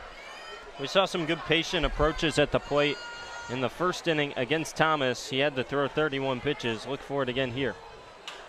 Grounder over to the right side, fielded and thrown on to first. It's a little high by Wacker, but Mazzetti able to keep his foot on the bag for out number 1.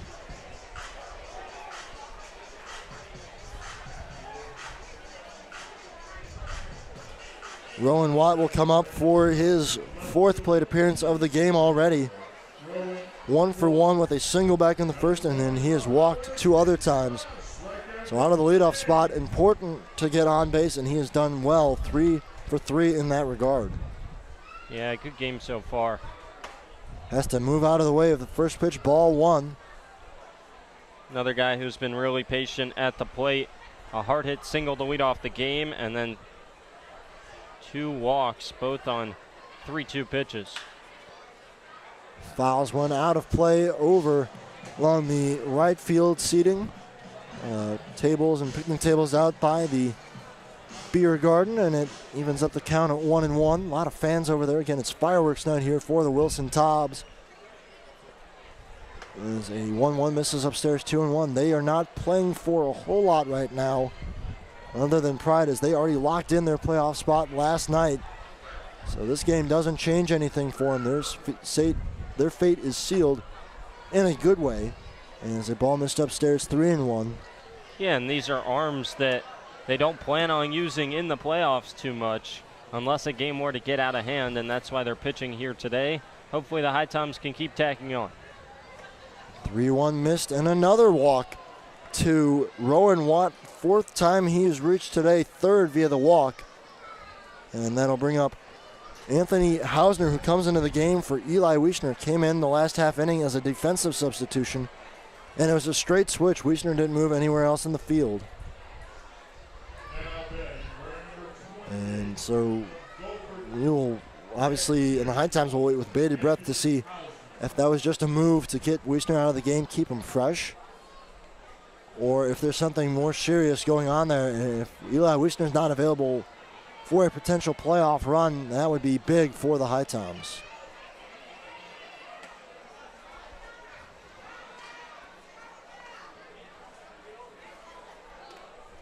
One and 0 is the count to Hausner. Second stint with the HiToms now. First action he has seen in this second stint. So he takes a look at a strike to even up the count, 1-1. He's with the team the first week of the season, played pretty well. With HPT, batted a little over 300, had one homer, and it was a grand slam, 7 runs driven in. So he can swing the bat and he can pitch a little too. In fact, that is ostensibly why he was brought back to the lineup for the HiToms. Wants to be a pitcher if needed. And he grounds one over to third behind the bag. That's going to be a really tough play. There is going to be no play. And it's a base hit for Anthony Hausner on the infield. Evans dove as that ball was lined sharply along the third base line. He stopped it from getting to the outfield. Got to his feet quickly, but the throw was going to be way late by a few steps. Yeah, really good play, but he didn't have time to throw over to first. Hausner not the fastest guy, but he had plenty of speed to beat that one out. So now another chance for the middle of this lineup. Court Maynard, Eric Grintz to just keep piling on the runs here and try and put this one out of reach. Ball one inside to Maynard. He's 0 for 1, but he's been hit by 2 pitches. Actually, the first hit allowed by Sterling Thomas, if you can believe that. 5 walks, but just 1 hit now, and it's an infield single. In his second inning of work now, yeah, that first inning walked and hit everybody, and 2 runs came in. One on a bases loaded walk, the other on a sacrifice fly.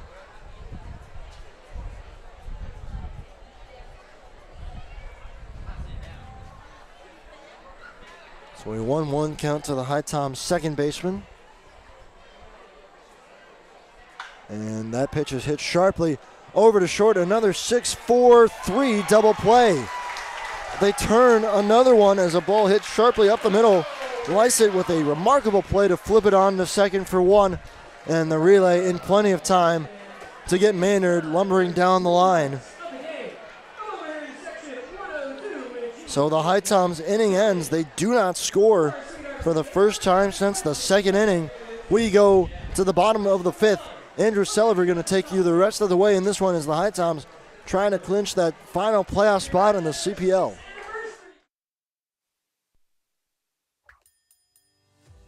So at Sheets, we really exist to make people's lives easier every day. In this moment, we have a once-in-a-lifetime opportunity to connect with some of our lucky fans to help make their dreams come true. How are you? I'm Ryan Sheets. Here's a brand new truck for you, man. A once-in-a-lifetime dream vacation to Turks and Caicos. Have you ever been there? I've never been anywhere. A check for $25,000? This is a testament to why everybody should be a Sheets freak. Hey everyone, Andrew Sullivan here. Bring your group outing to Finch Field to watch the HiToms play all summer long. For groups of 12 or more, we have 3 different group rates. For $6 per person, you can get general admission tickets. At $9, we provide a meal package of a hot dog, chips, and a drink in addition to the GA ticket. And finally, for $15 a person, you get our all-you-can-eat ticket package. For more information on group tickets, visit our website at HiToms.com or email Zach at HiToms.com for more information.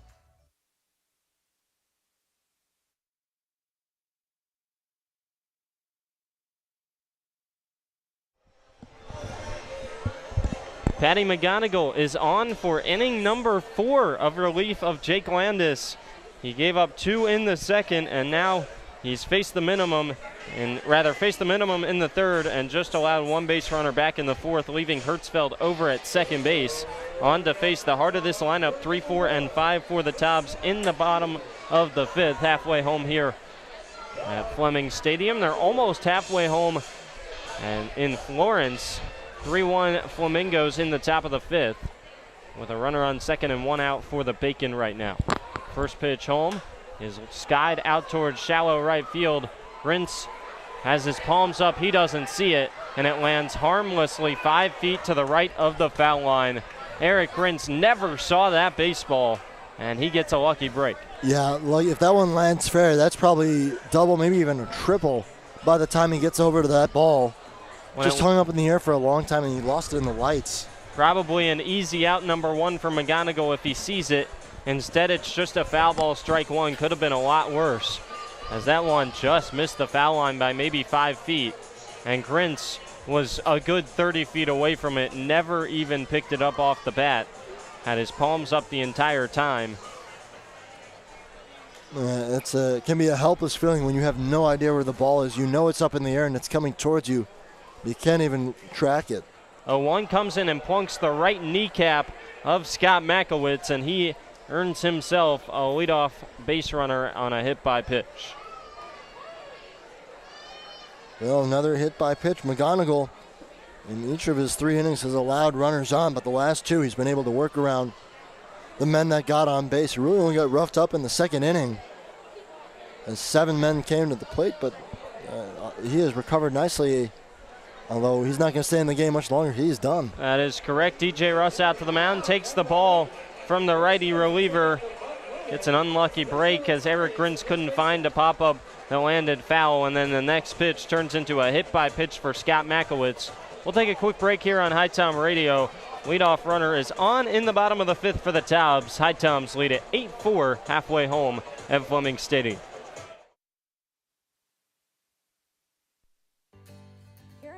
North Carolina, we encourage everyone to make themselves at home. Here in High Point, we're known as the home furnishings capital of the world. We have banked our past, present, and future highly on this industry. We have lots of opportunities to entertain your family and children, so take advantage of our parks, our cultural events and activities, as well as some of our seasonal attractions. High Point has a variety of entertainment to suit your needs. Whether you're looking for the newest craft brewery here in town or some live music, come to High Point. We've got what you need. We here at High Point welcome you to make yourself at home. Novant Health offers unrivaled care for every woman at every age, stage, and walk of life. We know that the care you need today might not be the same care you need tomorrow. And we're proud to offer expert services that are as diverse and multifaceted as you are. So whether you're having a baby, battling cancer, or boosting your overall wellness, you can count on Novant Health to get you back to the things you love faster. Discover care that always puts you first at novanthealth.org/everywoman. Back here in the bottom of the 5th, HiTom's lead is 4 at the moment. Alejandro Rodriguez, the new reliever for HPT. This will be his first appearance for the HiToms after he just joined the roster. Was playing with the High Point-Thomasville Locos for a couple games out of San Mateo Community College. Finished up his junior year this year. Originally went to Guilford Tech Community College. That's where the connection to the HiToms lies, through the head coach, DJ Russ, who just finished up his final year with Guilford Tech Community College. A right-handed pitcher at 6', 180. Rodriguez this year with San Mateo Community College had a 4.20 ERA across 45 innings pitched. He's in to face Wacker First pitch, runner goes from first. It's low. There will be no throw.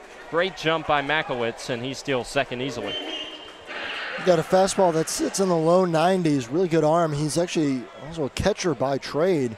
Two-way player. HiToms bringing him in mostly to pitch. Behind 1-0 to the cleanup hitter in Robbie Wacker. Looks back to second, now fires. And he misses low again with the fastball. It's 2-0. Wearing number 2 after Joe Delaney finished up with the HiToms earlier this week. Rodriguez pitched 45 innings and had a 2-2 record with San Mateo Community College. Trying to get out of this inning and limit the damage here in the bottom of the 5th. And there's a strike. It's lifted into shallow right field. It'll actually stay on the infield. Hausner calls everybody off over by first, and he makes the play for out number 1.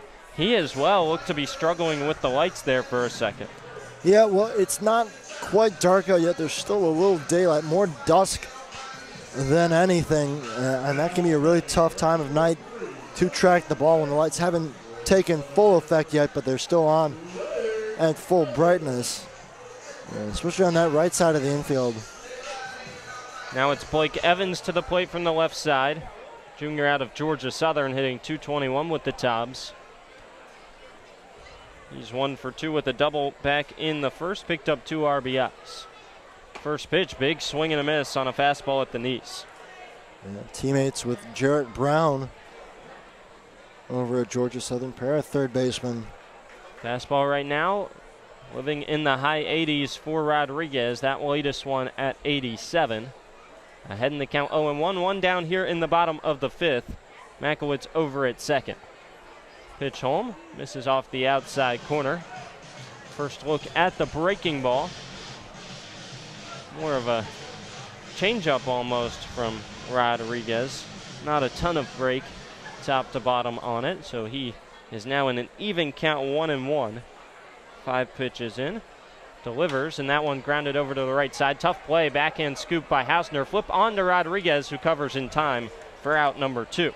That it does advance Makowitz over to third, but now there's 2 down in the 5th. Well, another nice play by Anthony Hausner over there at first.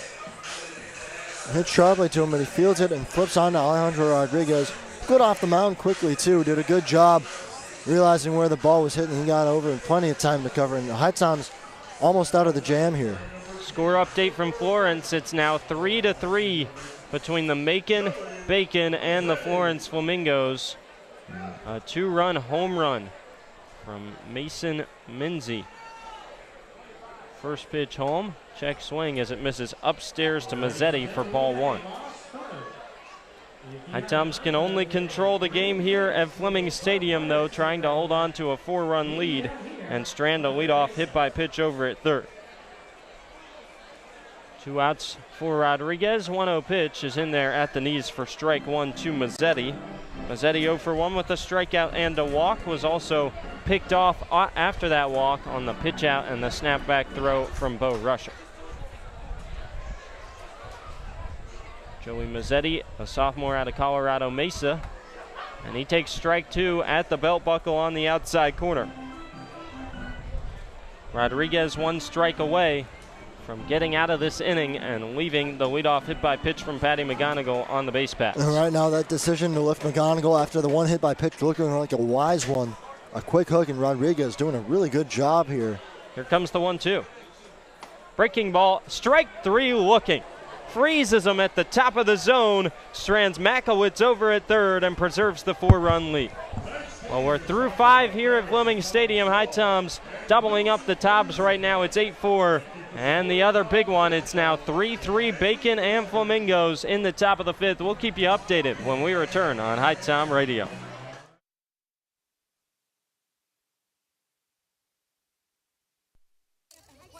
Thank you for coming to my press conference. Don't worry, I just sprained my ankle. Novant Health said I'll be back in no time. Hey, honey, your wife here. Can you still coach Little League? Yes, I can. Dad, excuse me. What about our father-daughter dance? I wouldn't miss it. And what about cleaning the gutters? No further comment.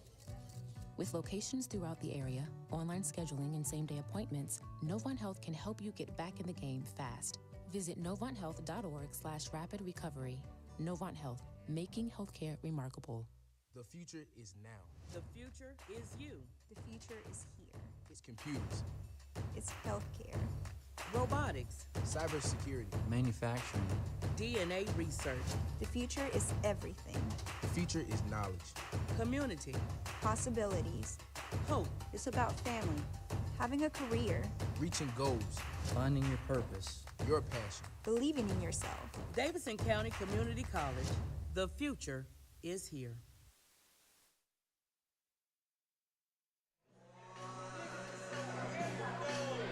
Back here for the top of the sixth. Before we return to action, we promised we would keep you updated. We got a full CPL scoreboard update with Will for the first time tonight. Yeah, last one in the regular season here. Of course, the two big scores, the HiToms leading at 8-4, and it's all tied at 3 between Macon and Florence. Elsewhere in the CPL, the Sharks are up 4-2 on the Savannah Bananas. That game at Grayson Stadium. Top of the sixth inning, Tri-City all over Morehead City, 7-0. But you got to imagine Morehead City taking it pretty easy as they have everything locked up in the East, the number 1 seed and home field throughout the playoffs. Peninsula and Holly Springs, it's 5-4 there in favor of Peninsula. Pilots trying to finish the season on a high note, and Holly Springs eliminated officially last night. In a non-league game, the Boone Bigfoots up 5-1 on the Tri-City Chili Peppers. There you go, Boone, a really good non-CPL team. Eric Grintz leads things off here in the top of the sixth and looks at ball one off the outside corner. And last but not least, Forest City trails 2-0 to Lexington County. Their playoff hopes pretty much dashed already, but a loss would all but seal their fate. 1-0 pitch. Upstairs ball 2.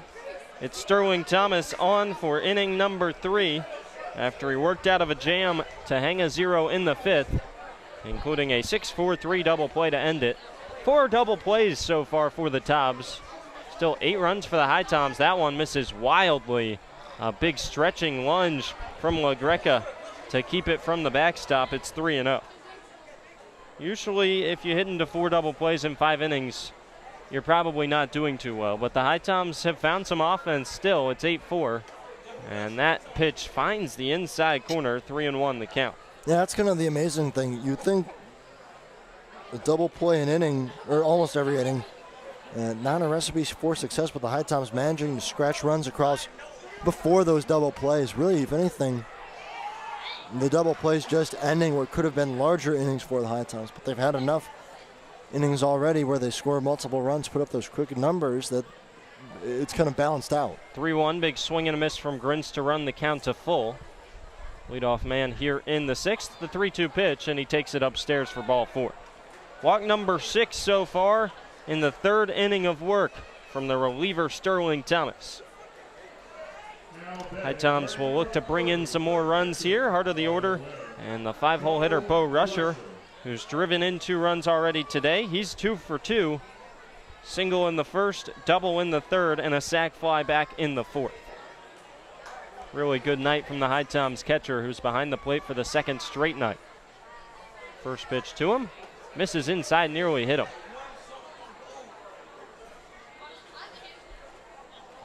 .50 pitches now for Sterling Thomas. Hasn't had the command at the A+ level all night. Nobody up in the pen. Actually, there is an arm warming up for the Tobs in the pen. We'll get you the number on that real quick.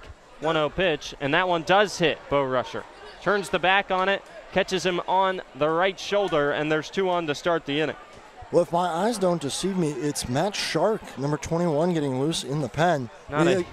We thought we might see some bullpen or some position players pitching tonight for the Tobs, and he could be the first. Not a huge surprise there. Wilson trying to save all their arms that they need for the playoff stretch. And we were told that there were 2 arms that Wilson had available that would not be needed for the playoffs tremendously that would be pitching tonight. And after that, once they were done, it would probably be position players. We already saw the starter Brady Latcham go 3, now into the 3rd inning of work for Sterling Thomas, and he's in trouble. First 2 reached via a walk and now a hit by pitch as his catcher Jean La Greca and shortstop Leasitt come to the mound to talk to him really quickly before he faces his teammate Cam Brantley for the second time. Walked Brantley on 5 pitches back in the 4th. That part of a 2-run inning for the HiToms where they didn't pick up a hit. 4 walks and a hit by pitch brought in 2 runs that inning. At the 1 inning where the HiToms didn't hit into a double play so far tonight. Here comes the first pitch to Cam Brantley, and he takes off the inside corner for ball 1.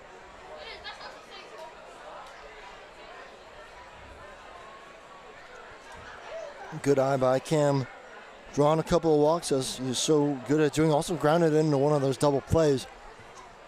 And there's strike 1 to him at the letters. Yeah, if you can, you want to avoid hitting anything on the ground, especially that left side. Because all night Jake Lysitt's been all over it. He has covered a ton of ground, and he's instigated every one of those double plays. All 4 double plays have been rolled 6-4-3. 1-1 off the outside corner to the lefty Brantley. It's 2-1. Cam Brantley, a guy that will really grind out ABs, a huge walks guy, as he led NCA&T the past 2 years with walks. That one finds the zone at the knees, 2-2. 35 walks in 52 games played led the team this year. 46 walks in 50 games played in 2021 led the conference. Even in the count, 2-2. Steps out of the left-hand batter's box and back into it. 8 runs on 7 hits, 1 error for the HiToms. 4 runs on 5 hits, no errors for Wilson thus far. The 2-2. Foul back to the backstop. In on the hands with the fastball, and Brantley spoils it. I really love Cam Brantley's swing. It's nice and compact, and it's the same swing every single time. Lawrence goes in order in the bottom of the 5th. 4 innings to play in South Carolina. Still 3-3 between the Bacon and the Flamingos. Yeah, Florence being out-hit 6-3 in that game. Another 2-2. Misses low. It's 3-2. Sterling Thomas in danger of walking Cam Brantley for the 2nd time in a row, and also in danger of walking the bases loaded on 3 free passes. Payoff pitch. That's exactly what he does. He misses upstairs with the fastball. They're loaded with nobody out in the inning for the HiToms, and this feels like the spot where HPT can blow it wide open. Sure does, just if they can actually get a hit, but they haven't had anything remotely close to the zone to get a hit. I think we're going to see a pitching change now, because this has got to be it for Sterling Thomas. That's correct. It's the head coach for Wilson, Harry McAtee, who heads out to the mound and motions to the bullpen. The day is done. 2+ innings of work for Sterling Thomas. He leaves them loaded with nobody out in the 6th. We'll get to the new reliever, likely Matt Sharp, when we come back here on HiTom Radio.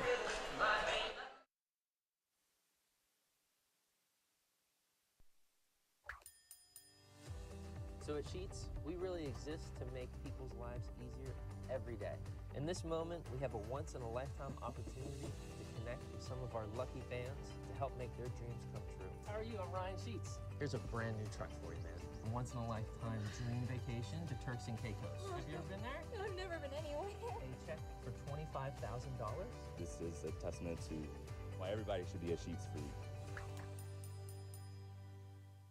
Hey everyone, Andrew Selliver here. Bring your group outing to Finch Field to watch the HiToms play all summer long. For groups of 12 or more, we have 3 different group rates. For $6 per person, you can get general admission tickets. At $9, we provide a meal package of a hot dog, chips, and a drink in addition to the GA ticket. And finally, for $15 a person, you get our all-you-can-eat ticket package. For more information on group tickets, visit our website at HiToms.com or email Zach at HiToms.com for more information.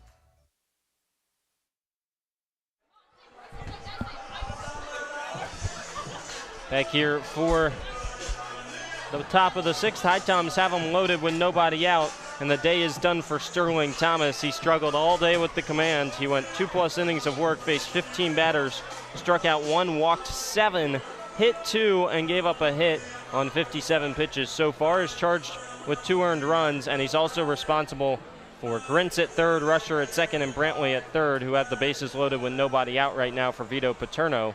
And the new pitcher on the day is number 21, Matt Sharp, who hasn't pitched so far this year, and he's tied for the league lead in home runs with 12, hitting .241, sophomore from Southern Illinois. But hey, he's on the mound. He's a big guy at 6'4", 230, and we'll see what he can do with it. Paterno in from the right side. First pitch bounces in the dirt, 1-0. Well, it certainly can't be too much worse than Sterling Thomas really struggled with the command. A ton of walks, a ton of walks. And the HiToms, they get a chance now to really jump all over it now that we got position players pitching. Still only the 6th inning here. I mean, we still got a long way to go in this game. That's a lot to be left to your position players. Looks like the fastball will sit in the low to mid-80s. That one at 79 with the fastball. Yeah, we've seen Jose Vargas pitch for the HiToms and run it up there at mid-80s. Line drive down the right field line, a tails foul. Wow, a really close play. It got past the outstretched glove of the first baseman Mazzetti, and it just tailed foul of the line by maybe 5 feet from Vito Paterno. Hot shot off the right-handed batter. He squared that one up just a little late on it. Had some late tailing action, too. That landed a foul. If that lands in fair territory, it probably rolls all the way to the wall, and that might have cleared the bases. That would have been that big breakthrough hit that the HiToms were looking for. 1-2 the count. Bases loaded, nobody out. The pitch. That's a line drive up the middle. A diving snag. Goodness. That's a double play. What a play by the second baseman Wacker. Went all the way laying out and snagged it 6 inches from the ground. Rusher was a good 40 feet on the way to third, and he's doubled off for the 5th double play of the night. Wow. Well, how about HiToms are lucky that didn't turn into a triple play. What a snag by Wacker at second. That ball was heading for the ground. He scooped it with centimeters to spare. And just an unfortunate break there for the HiToms. Again, another double play killing them. Bases loaded and nobody out. A big opportunity to blow it open. Instead, it's a double play. It's still 8-4 with 2 outs and Sharkin out away from getting out of it. First pitch to Stallman outside for ball 1. Can't hit a ball much harder than Vito Paterno just hit it, and somehow it turns into another out. The HiToms, man, 98 off the bat. They cannot catch a break. Even if Bo Rusher does what he's told and freezes on the line drive, I still think it's a double play. 1-0 pitch, chop foul at the plate by Stallman, 1-1. Brandon Stallman and Matt Shark grew up around each other, with Brandon Stallman growing up in Union, Missouri. Shark is from O'Fallon, Missouri. Played against each other in JUCO, with Stallman playing at State Fair Community College and Matt Shark playing at Jefferson JUCO, which is where Harry Marcotte used to coach, the head coach of the Tobs. 1-1 from Shark. Bounces in the dirt. Good stop by LaGreca. It's 2-1. So these guys know each other from growing up in high school baseball in Missouri, as well as playing against each other at junior college. We'll see who gets the better of each other. For Matt Shark, he has pitched at the college level. He appeared in one game this season with Jefferson, and he went 1 1/3 innings pitched. Gave up 5 hits and 4 runs, and that one's hit well out towards center field, but it should hang up in the left center gap, and it does for Scott Makowitz. A bases loaded and no out jam. Why not go to your home run leader? And Matt Shark works out of it courtesy of a beautiful 4-6 double play on a line drive that Wacker scoops off the dirt. HiToms can't scratch across any runs. We'll see if that motivates the Tobs to get right back in this game when we come back on HiTom Radio.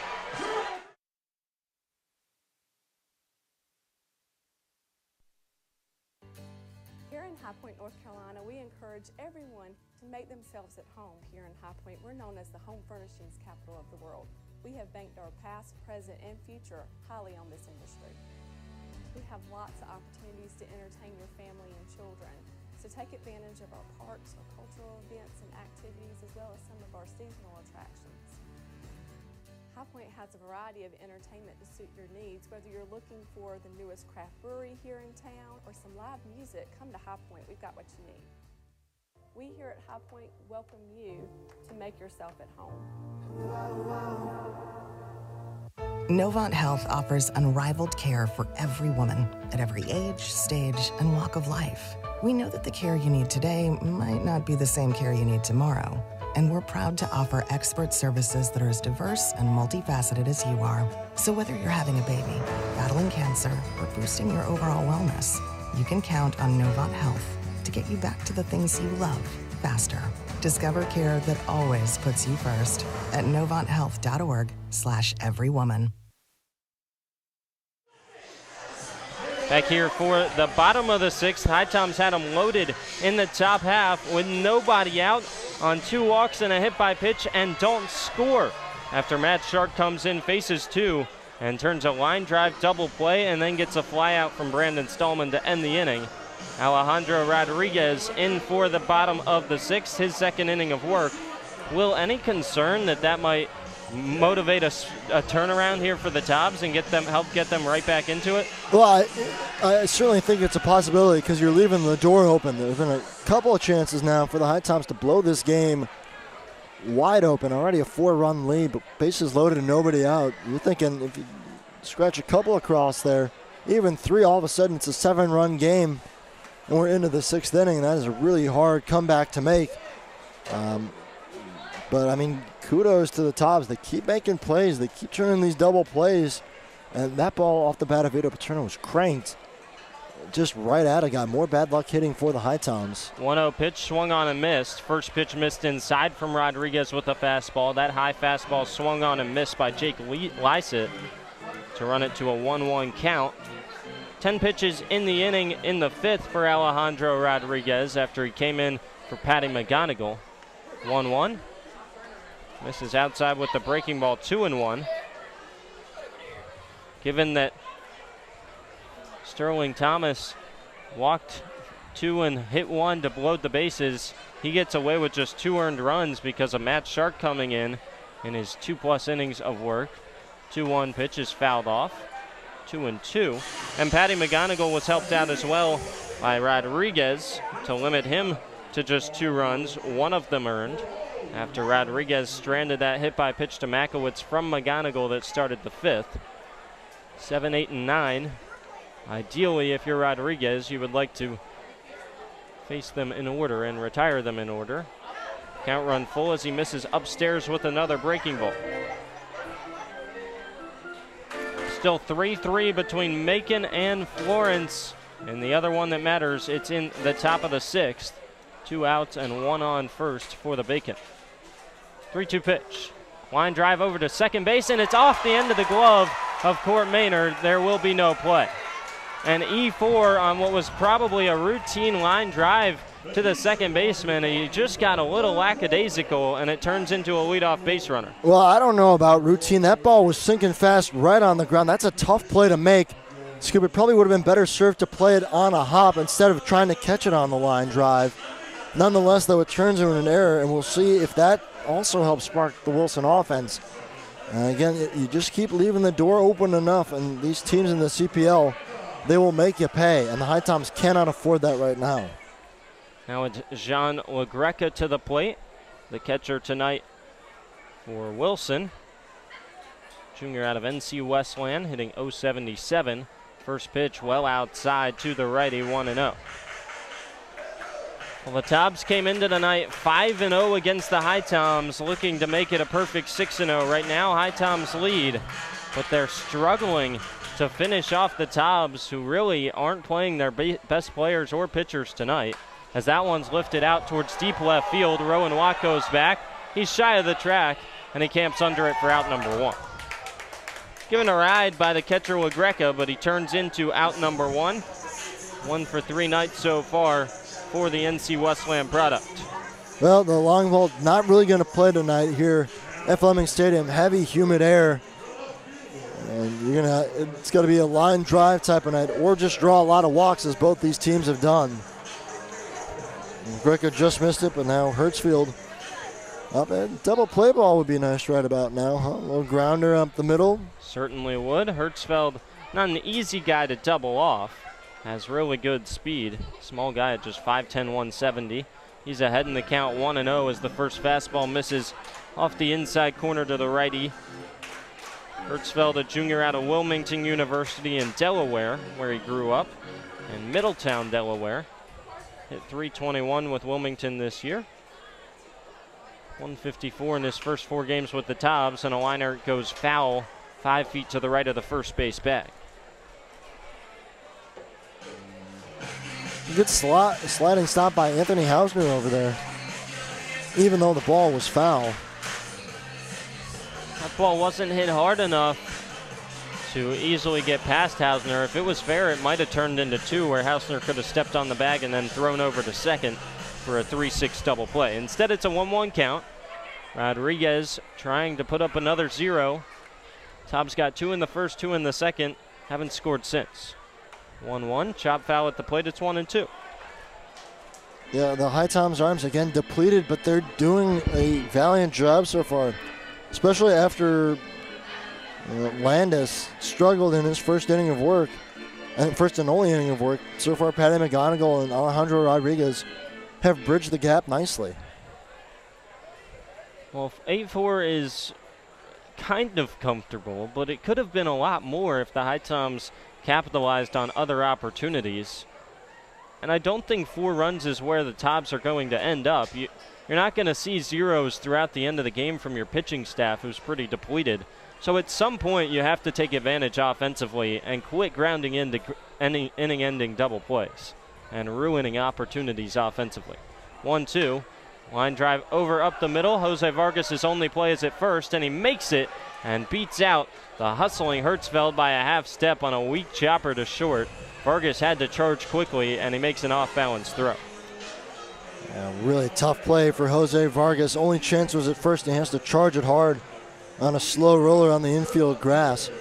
And one smooth motion gets it across to Anthony Hausner. He has to stretch it a little bit, but gives the foot on the bag for out number 2. It's a scoreless top of the 6th for Florence. They come to the plate in the bottom of the 6th, trying to retake the lead over Macon. Top of the lineup, and Efrain Cervantes up to the plate now. First pitch is in there for strike 1. Cervantes 0 for 1 with 2 walks and a flyout today. This is eerily similar to other games this year where the HiToms have out-hit the Tobs and lost games to Wilson. 3 of the 5 games that the HiToms have lost to the Tobs, they've out-hit Wilson. The 4th, they were tied as there's a ground ball over to second. Maynard fields it smoothly and throws on to first, and it's another 0 for Alejandro Rodriguez. So the HiToms will have some more chances. They still lead it by 4, 9-1 and 2 rather, 2 up when we come back against Matt Shark, who's on for his first full inning of relief.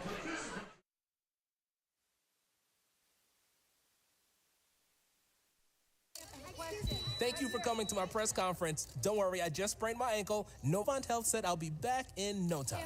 Hey, honey, your wife here. Can you still coach Little League? Yes, I can. Dad, Excuse me. what about our father-daughter dance? I wouldn't miss it. And what about cleaning the gutters? No further comment. With locations throughout the area, online scheduling, and same-day appointments, Novant Health can help you get back in the game fast. Visit novanthealth.org/rapid recovery. Novant Health, making healthcare remarkable. The future is now. The future is you. The future is here. It's computers, It's healthcare. Robotics, cybersecurity, manufacturing, DNA research, The future is everything. the future is knowledge. community, Possibilities. hope, It's about family. Having a career. Reaching goals, finding your purpose. your passion. Believing in yourself. Davidson County Community College. The future is here.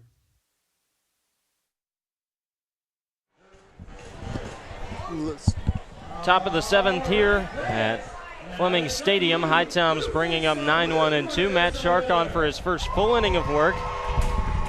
Although I guess it was really a full inning of work back in the 6th when he came on with the bases loaded and nobody out, and somehow worked out of a jam with help from his second baseman in Robbie Wacker, who dove to turn a line drive double play to get 2 outs, and then a fly ball from Stallman ended the inning. Jose Vargas leads things off. We'll see if the HiToms can add to their 4-run lead and try and make things a little more comfortable coming down the stretch. Yeah, you need to now. You keep hanging zeros on Wilson. A couple more runs can really put this game away and at least finish your part of the bargain, then your fate lies in the hands of Florence and Macon. First pitch goes all the way to the backstop from Matt Shark as he one-hopped his catcher, and John LaGreca couldn't quite glove it. Vargas wearing the pink sleeve on his front right elbow, and he's ahead in the count 2-0 as a fastball runs upstairs. Has quite the style, does Jose Vargas. Wears his Dominican Republic head sleeve under the helmet, and he's ahead 3-0 as that one comes in at about eye level. Really good fielder. We saw him make a nice play charging it short in the last half inning. Has some great speed, a fun player to watch. 3-0, gets all the way to the backstop, and Jose Vargas hustles down to first. He won't attempt the arm or test the arm of LaGreca. He'll stay there with a leadoff walk on 4 pitches from Matt Sharp. Well, you know, he was a sorely missed guy for the HiToms. Well, he was gone for a couple weeks back home in the Dominican Republic. But a guy who's an energizer, and he's so good defensively. We've talked about it before, but his ability to play anywhere on the infield, second, short, or third, just makes him such a viable weapon for the HiToms. He's looked really good again tonight at shortstop. First pitch to Rowan Watt is at the knees for strike 1, taking all the way after he saw 4 pitches miss badly from Matt Shark to start the inning against Jose Vargas.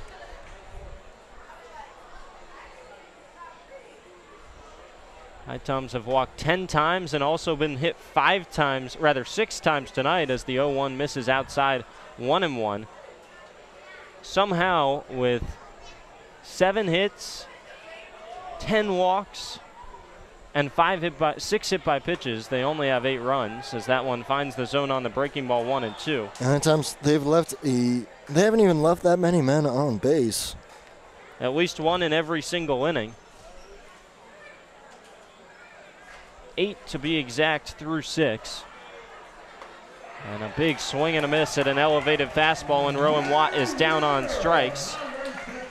Strikeout number 1 for Watt, strikeout number 1 for Matt Shark. The killer has just been the double plays that have taken runners off the base paths for the HiToms. 5 double plays through 6 innings. It's really remarkable. The last one was a hard luck double play on that line drive, but everything else, it's been just tailor-made grounders over to shortstop, all 6-4-3, and it's a product of just hitting the ball on the ground. You can only do that so much. You got to hit line drives. First pitch misses for ball 1 to Hausner. 1-0, upstairs 2-0. Hausner, a big guy out of Guilford Tech Community College, as he attempts to tack on to the HiToms lead. Stands at 6'3", 240 pounds. From the left side, has this wide open stance, and the 2-0 runs low to him. It's 3-0. When the ball's coming, he stands with the back left foot almost square to the pitcher, like a normal batter you would see. And then the front right foot is on the outside edge of the left-hand batter's box, pointed down the third base line. 3-0, misses outside. It's a 4-pitch walk, second of those in the inning, surrounding the strikeout swinging of Watt, and there's 2 on for Court Maynard. Just going back to his stance, it's a really open stance in the left-hand batter's box, but he brings his body closed as he does his leg kick and has all that momentum going forward.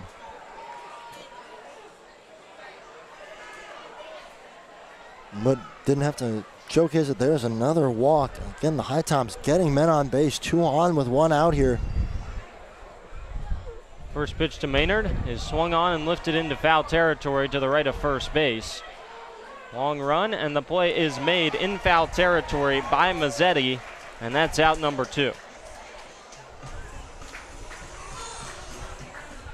Another opportunity for the middle of the order, and Court Maynard is unable to take advantage. He's down on the first pitch he sees, and that brings up Eric Grintz. Well, the HiToms helping out Matt Shark there. The big swing and pop-up on the first pitch. You got to let him throw you a couple pitches there if you're Court Maynard. He's already walked 2 guys in the inning. The consistency in the strike zone, not all there. First pitch to Grintz. Misses just below the knees with the breaking ball, 1-0. Eric Grintz is 1 for 1 today. Reached base all 4 times, 2 walks, a hit by pitch, and an RBI single in the first. Similar to Rowan Watt, who had reached in his first 4 plate appearances before the strikeout this inning. That one at the knees for strike 1. Slowed him down with the breaking ball, then came back with the fastball. If I'm not mistaken, this is now the longest outing of the year for Matt Shark between here and SIU. That is correct. Inning in 2/3. 1-1 pitch coming. And that one's lifted foul towards the beer garden down the right field line and out of play. Lands actually on the roof of the bar down there, and it's 1-2 to Eric Grintz.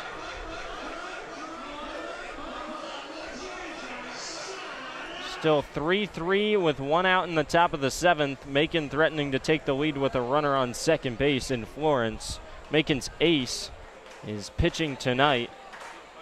As you might expect, Marcus Cashman is through 6 innings, giving up 3 runs. He's 2-0 on the season with a 3.30 ERA.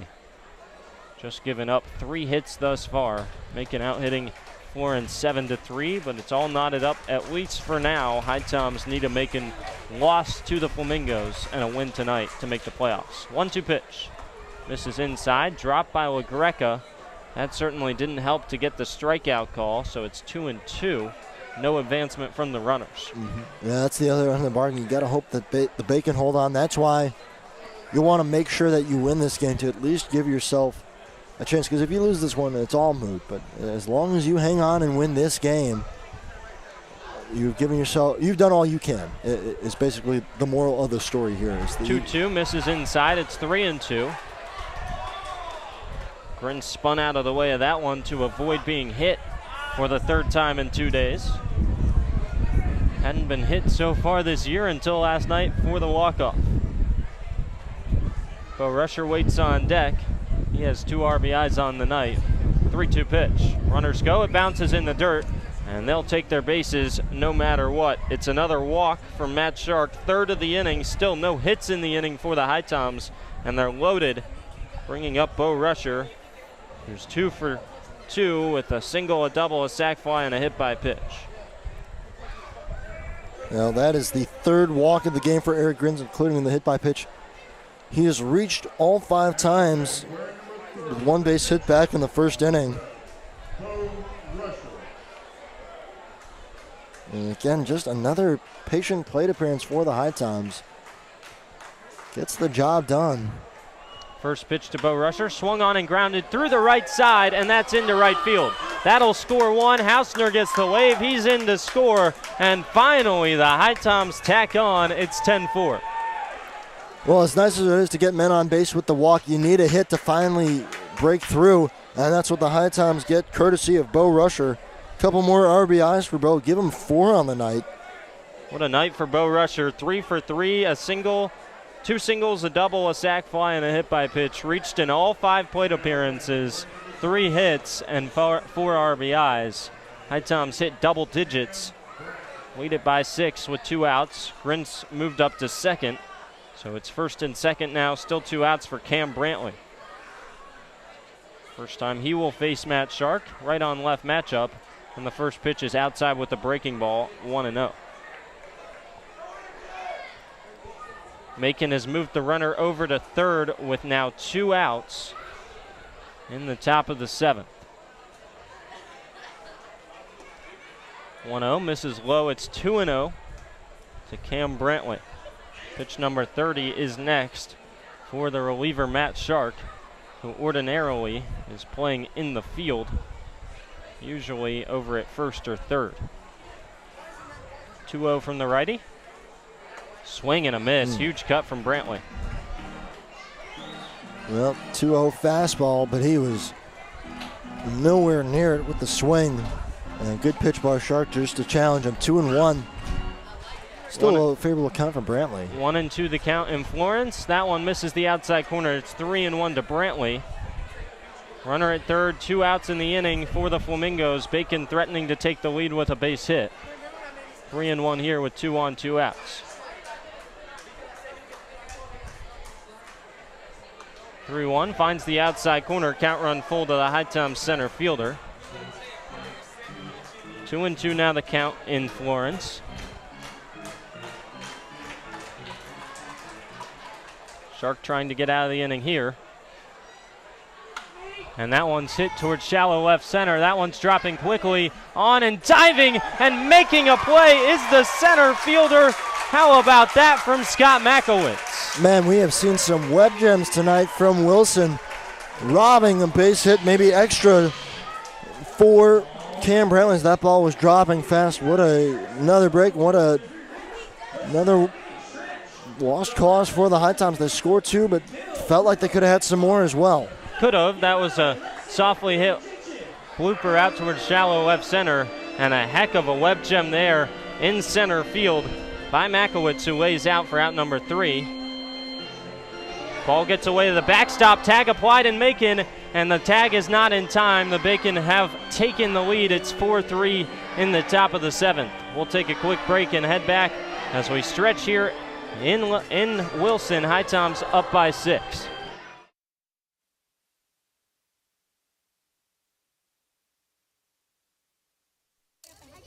Thank you for coming to my press conference. Don't worry, I just sprained my ankle. Novant Health said I'll be back in no time. Hey, honey, your wife here. Can you still coach Little League? Yes, I can. Dad, Excuse me. what about our father-daughter dance? I wouldn't miss it. And what about cleaning the gutters? No further comment. With locations throughout the area, online scheduling, and same-day appointments, Novant Health can help you get back in the game fast. Visit novanthealth.org/rapid recovery. Novant Health, making healthcare remarkable. The future is now. The future is you. The future is here. It's computers, It's healthcare. Robotics, cybersecurity, manufacturing, DNA research, The future is everything. the future is knowledge. community, Possibilities. hope. It's about family. Having a career. Reaching goals, finding your purpose. your passion. Believing in yourself. Davidson County Community College. The future is here.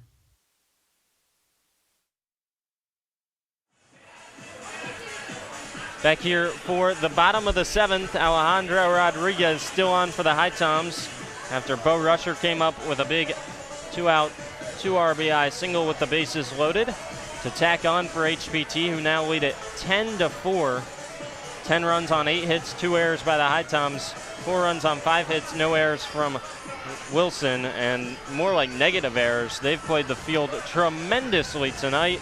We saw a diving stop at third by Evans in the first inning. We saw a diving play in center field by Makowitz to end the last inning, and we've seen them turn 5 double plays, including a sharp line drive where Wacker at second laid out and then flipped on to second to double off Bo Rusher 2 innings ago. I like that negative errors. I mean, the way they have played, they have saved some runs because this game should be a lot further apart than 10-4. It really feels like the Tobs, they have kept this game a lot closer than it reasonably should be, but they've robbed the HiToms of multiple hits. And the HiToms, even though you're up 6, I mean, somewhere in the back of your mind, you got to be thinking that you should have more. Rodriguez faces Pontoli in the 2-hole and misses inside for ball 1. As we said, Macon took the lead 4-3, threatening for another one, but not so fast. Strikeout looking to end the inning as the 1-0 misses in the dirt, 2-0 to Pontoli. Well, Macon, after getting a walk after a wild pitch, scored the go-ahead run. The walk, then they stole second and third, but struck out looking to end the top of the 7th. It's a 1-run lead for the Bacon. 2-0 pitch in the dirt, 3-0. Rodriguez in danger of walking his first batter of the day. Yeah, I'd say he's been really good in his first appearance here for the HiToms. Didn't know what to expect out of him, having not seen him yet this season, but I mean, he's looked really sharp. 3-0 is at the letters for strike 1. Pontoli went to flip the bat, and instead a late strike call. Looked a little bit elevated, but it's a 3-1 count. Rodriguez from the windup delivers, and that one is low and inside. Maybe one pitch late, but there's the leadoff walk to the right fielder. First walk from Rodriguez, yet to give up a hit. Only batter he's faced that's reached was Lysit on an error at second by Maynard to start the 6th.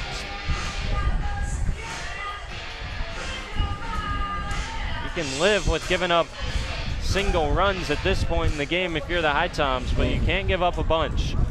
Cannot allow a big inning. That's what Rodriguez will look to avoid as he faces the 3-hole hitter Makowitz. Yeah, especially now with the Bacon grabbing that 4-3 lead. First pitch is dragged in the dirt for ball 1 to Scott Makowitz, who ended the last half inning on a diving play in left center field. He's 1 for 2 today. Single, a ground out into a double play, and a hit by pitch. And he lifts one down the right field line, tailing to the corner. It's a fair ball. That's all the way to the wall. Getting the wave around third is Pontoli. Relay throw goes into third, and it is not in time. It's an RBI triple from Scott Makowitz. Well, that's the trouble with this park. It is really deep, even out to the corners. So anything hit out there, and you're going to get some runs. You're going to get a good chance for an extra base hit, and with Makowitz's speed out there in center, turns on the Jets, gets in to scoring position with the triple, and drives in the 5th run of the game. 4th triple of the year for Makowitz. That ties for the CPL lead and leads the Tobs by 2. Brings in Pontoli. Now it's the cleanup hitter Wacker. First pitch to him is upstairs for ball 1. Well, we said you can't give up a bunch of runs. You can live with 2 and give up Makowitz's run over at third as DJ Russ and the whole infield converge on the diamond now to talk with Rodriguez, and the bullpen is up and throwing. It appears as if it's Ethan Snyder warming up for the HiToms. But you can't give up more than 2 in this inning and make things interesting down the stretch. You would like to make things as little interest here at Fleming Stadium as possible. Yeah, keep it low stress, right? You don't want to have to burn the arms, like you said, in Ethan Snyder. It's a bit of a foreign concept to the HiToms, though, making things low stress. Even with a 6-run lead, now it's 5. Never feels comfortable for this team. Nope, no, it does not. But they have to buck the trend for one night, just for us, just for my blood pressure, because it gets too interesting, especially tonight of all nights. This is the last game of the season. You know, there is no tomorrow if you don't win this game. Wacker now steps up. He's ahead in the count 1-0. Rodriguez will stay in the game, at least for now. Looks like Ethan Snyder, his replacement, will be into the game if any more trouble ensues in this 7th. 1-0 pitch. Well upstairs, it's 2-0. And possibly you're seeing the product of Rodriguez not pitching a ton this summer. He might be running out of gas as he's above 30 pitches.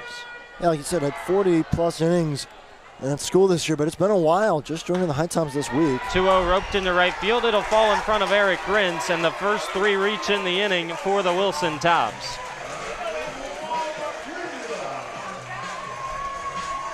Back-to-back hits, the first 2 allowed by Rodriguez. An RBI single from Wacker, his first ribby of the night. Second hit of the night, and it's 10-6. Tobs get back the 2 runs they gave up in the top half of the inning. And HiToms certainly not out of the woods yet. Nah, still nobody out. You got to find a way to pick up at least 1 out here. Get some of that positive momentum back and at least give Ethan Snyder a little more time to get loose. Blake Evans in from the left side. First pitch swinging. It's through the right side. Another single. Going first to third on the play is Wacker. He'll get there without a throw. Throw comes into second. They're at the corners. 3 straight hits from the Tobs. Motion down to the pen to get ready in a hurry for Snyder, as it looks like the Tobs are jumping all over the reliever Alejandro Rodriguez here for the first time tonight in the 7th. Well, second time through the order for the Tobs against Rodriguez, and they're figuring them out. Not a surprise. That's usually how it goes. Multiple times through the order, especially with a reliever. And teams will start to pick up on trends, pick up on those breaking balls a little bit better. and start picking up some hits, and that's been the case here. 3 hits, 2 runs already in. HiToms got to find a way to stop the bleeding here. Runners at first and third, still nobody out. First pitch to Mazzetti. Swing and a miss at a fastball. You had a feeling this Wilson team wasn't going to go away quietly.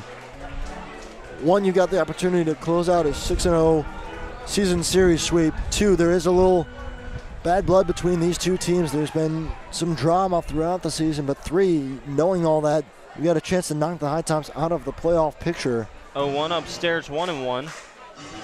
I'm sure they're not throwing their best guys tonight.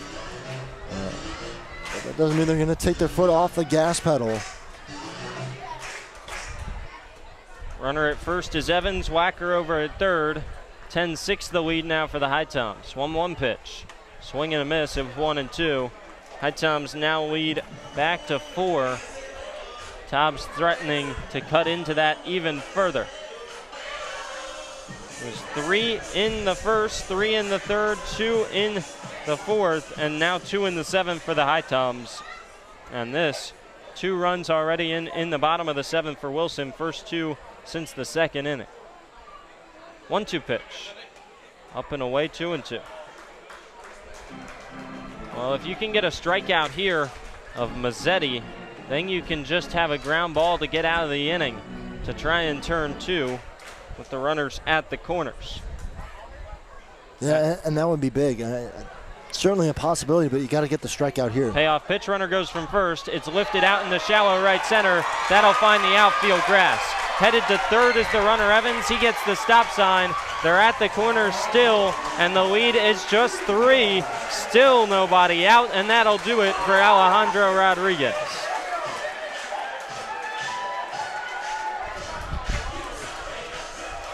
Well, Rodriguez was great in his first 2 innings of work, but he can't retire a batter in the 7th. The first 5 have reached on 4 straight hits after a leadoff walk to Pontoli. The Tobs are in business, threatening to possibly get back to tied in this game as the tying run will come to the plate when we return. Snyder out of the pen for the HiToms, 10-7 the lead. Still in the bottom of the 7th, 3 runs in and nobody out for Wilson.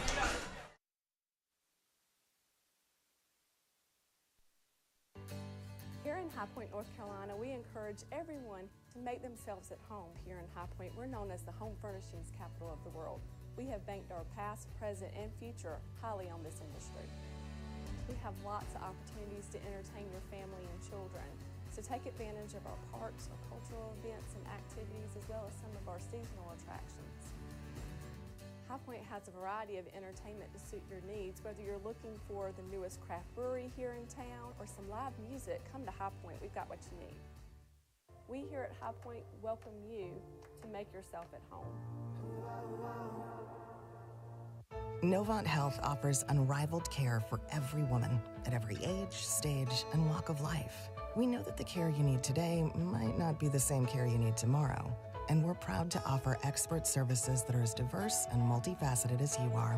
So whether you're having a baby, battling cancer, or boosting your overall wellness, you can count on Novant Health to get you back to the things you love faster. Discover care that always puts you first at novanthealth.org/everywoman.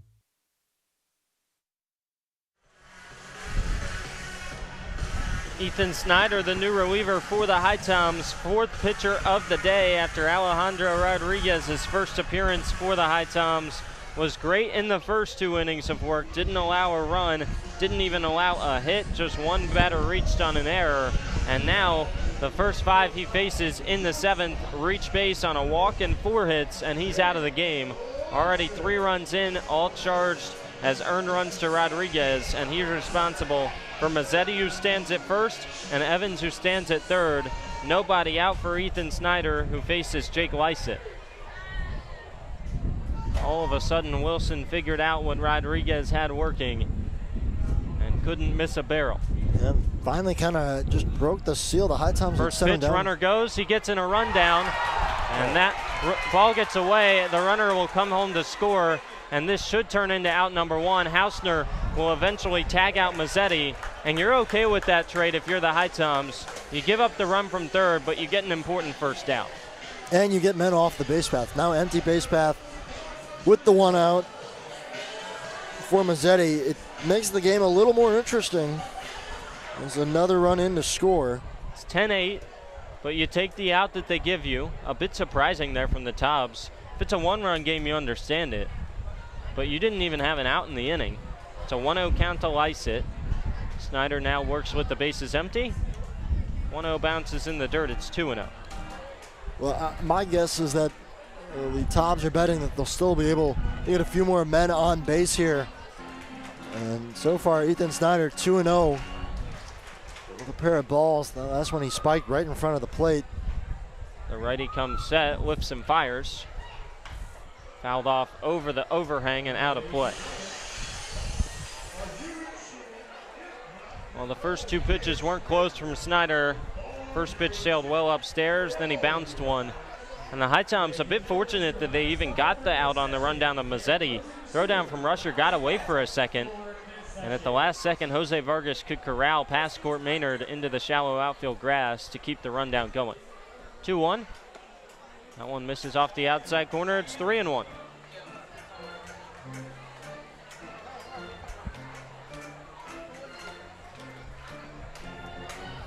HiToms will likely ask for 2 innings from Ethan Snyder if the stuff is good enough, and then try and turn it over to KJ Wells in the 9th. 3-1 from the righty. Swing and a miss.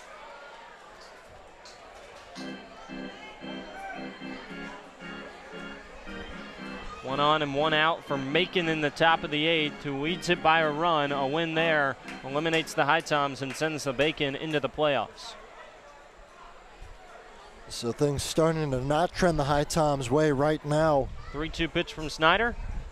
Fouled off. Spoiled the fastball, did Lysett. All you can control is this game. You just got to find a way to get out of this inning without any more damage. Still hang on to the lead and hope that Florence can find something in the 8th or 9th. Of course, it's a home game for the Flamingos, so they do have the last at bats, which is important. Can finalize the line on Alejandro Rodriguez, who goes 2+ and pitches 40 pitches. Gives up 4 earned runs on 4 hits. That one lifted out in the shallow left center. That'll drop for a base hit off of Ethan Snyder.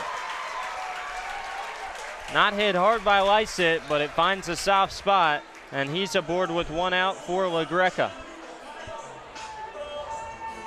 Well, 5 hits to this inning after 5 hits through the first 5 for the not for the Ashboro Zookeepers, for the Wilson Tobs. And they're starting to put things together here. All of a sudden, Wilson is out hitting the HiToms. It's 9-8 in the hits, rather 10-8 in the hits category. And they're not done yet. 1 on and 1 out for Jean LaGreca, who's 1 for 3 with a single and 2 flyouts to left. Both flyouts hit rather hard. First pitch to him. Swing and a miss. Swung out of his shoes. Bat nearly went flying. Well, he was trying to tie this game up with 1 swing of the bat, was LaGreca. Yeah, you don't need to do that right now. For one, don't help the struggling pitching for the HiToms if you're Wilson.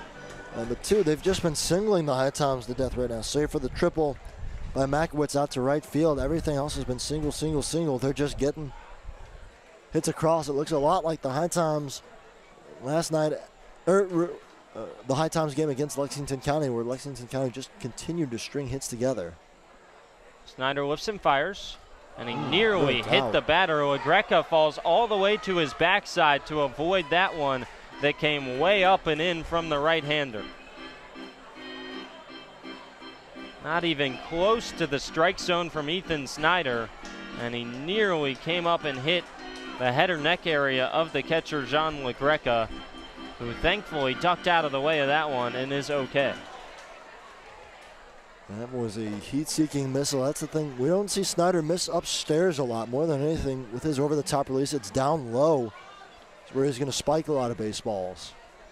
1-1 the count. Snyder comes set and delivers. Swing and a miss on another fastball on the outer half. That's a good pitch. 1-2. Snyder has good swing and a miss stuff if he can locate it. That's the problem for the righty. A lot of times he struggles with command and can lead to a lot of walks. He's also very slow to the plate, which allows for runners to easily swipe bases. Runner goes from first, and that one is fouled off down the first base line. Hausner gives chase, and he just couldn't quite glove it. Looks like it would easily drop down. Hausner nearly got to it with the basket catch, and it was just out of his outstretched glove. Long legs carrying him there, and he went all out trying to catch that one. Just missed the edge of his glove, but you really like the hustle there from Anthony Hausner. Lysett was off on the pitch, probably could have easily stolen second. Instead, LaGreca battles at the plate with 2 strikes and fouls one off. 1-2 still the count. Macon has them loaded with 1 out in the top of the 8th, threatening to blow that game open. That could spell very big trouble for the HiToms' playoff hopes. Oh, yeah. Another 1-2. Swing and a miss, strike 3. Really good pitch. Fastball at the bottom of the zone. First strikeout victim for Ethan Snyder is Jean LaGreca, and there's 2 down for Hertzfeld.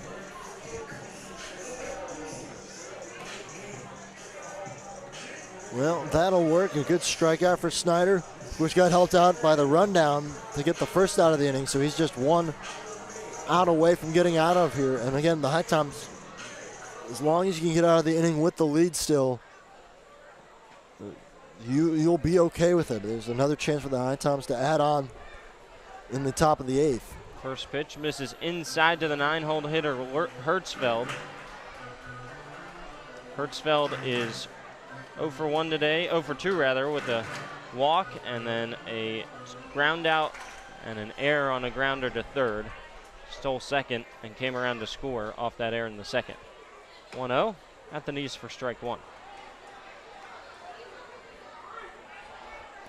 Snyder at times can have a tendency to try and go too much for the strikeout, not really pitching to contact, try and dot things on the corners, and when he misses, he runs into trouble because he'll start walking guys and start giving up base hits. 1-1, misses low, check swing, appeal down to first. Hertzfeld was able to hold up. It's 2-1. Well, I mean, this is a situation where you can't pitch. You have to get outs. It doesn't matter how. You gotta find a way to get outs. You can't afford to be too cute because that'll get you burned. Snyder trying to work out of it. 2 outs in the inning. The 2-1 pitch is fouled off. It's 2-2. He's 1 strike away of doing just that and getting out of the inning. 4 runs already in for the Tobs. HiToms looking to keep this lead. As it stands, it's a 10-8 lead. Smallest it's been in a long while. Ready for a 2-2. Here it comes.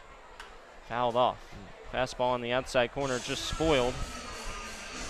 A big second out in Macon, or rather in Florence, via the strikeout. There's now bases loaded with 2 outs. Still the lead at 1 for the Bacon, but they threaten to expand on that still. 2 outs in the inning. Runner at first is Lysett. Another 2-2 offering from Ethan Snyder. And that one is skied out into shallow center field. Long run for Cam Brantley, but he settles under it, and that is out number 3. So the HiToms give up 4 runs in the inning. Ethan Snyder in for Rodriguez. He ends the inning, leaves 1 on. We'll keep it here as it's a 1-1 count in Florence with the bases full for the Bacon.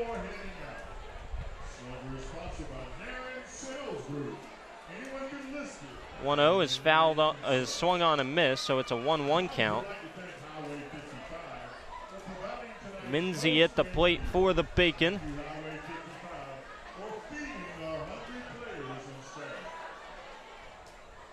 And we'll actually see if we can listen in. 1-1. Fouled off, and it's 1-2. Miles Brown a chance here to get out of a jam.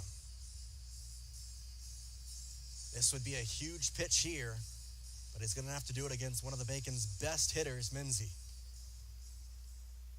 I would assume he'd go with a high fastball here, as that's been the bread and butter in a 1-ball, 2-strike count for pretty much every pitcher tonight on both sides. 1-2.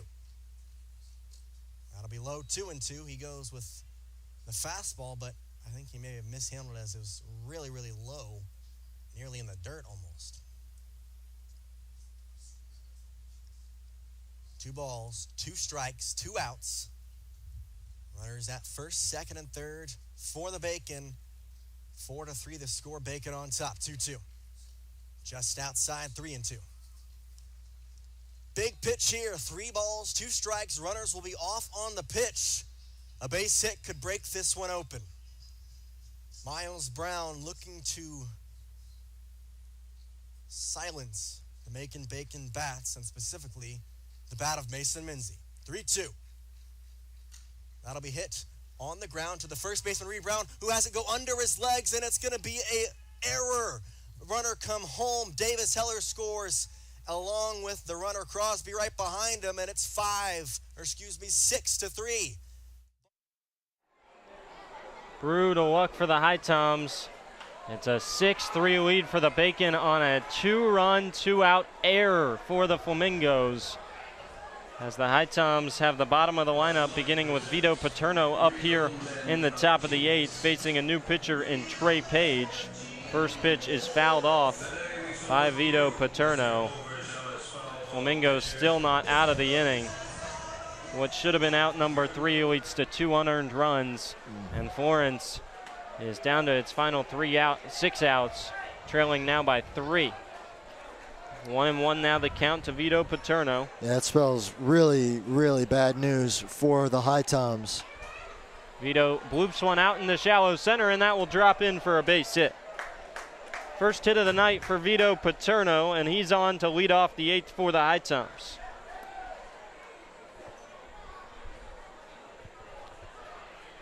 It's going to take some late-stage heroics for Florence to try and help out the HiToms, as the Flamingos trail it now 6-3. Runners at first and second, 2 outs and an 0-2 count, after a 2-out bases loaded error leads to 2 runs.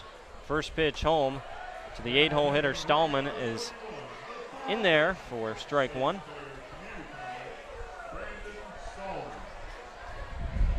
0-2 line drive is maybe 2 feet foul for Macon, and that one lined right out to right field, but right at the right fielder. An easy play for Pontoli, and there's out number 1.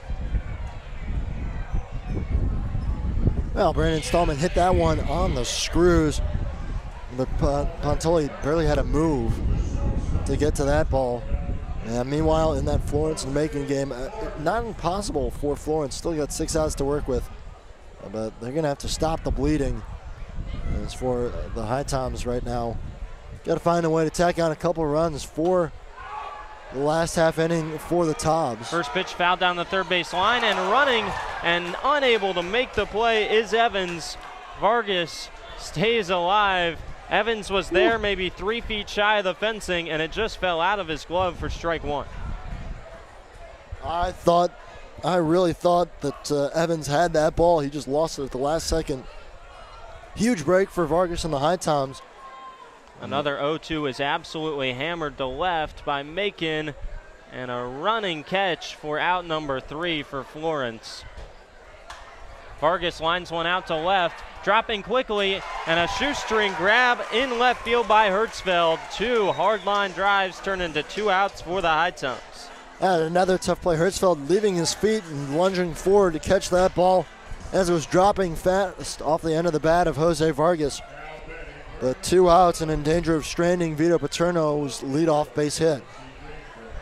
So Macon tacks on 2 in the top of the 8th. 6 outs to work with for the Flamingos, who trail it by 3. HiToms need to hold on here and need a Florence win. First pitch to Rowan Watt, big swing and a miss. He was absolutely fooled by a 55-mile-per-hour breaking ball from Trey Page. Disgusting from Trey Page, another one of the best hitters on this team, who's now pitching. And he gets a weak chopper down the third base line, which will trail foul. It's 0-2. Yeah, well, we had lamented that Page and Shark weren't in the starting lineup tonight getting rest. We didn't realize they would be the first 2 guys out of the bullpen that were position players, and that was a pitch before that foul ball, a filthy breaking ball. Rowan Watt was caught way out in front. Trey Page leads the Tobs in games played, ABs, runs, hits, doubles, and walks. His 0-2. Upstairs for ball 1 to Watt. He also bats .293. A junior out of Delaware State who bats left, but he throws right. Hit .407 with Delaware State, slugging .756 this year. His 1-2. On the outside corner, strike 3 looking. The dugout all comes out to greet Trey Page, who weaves a leadoff single from Paterno on first. Scoreless inning of work in the 8th for Page. Tobs coming right back to the plate, trying to take over the lead. They trail it by 2 to the HiToms.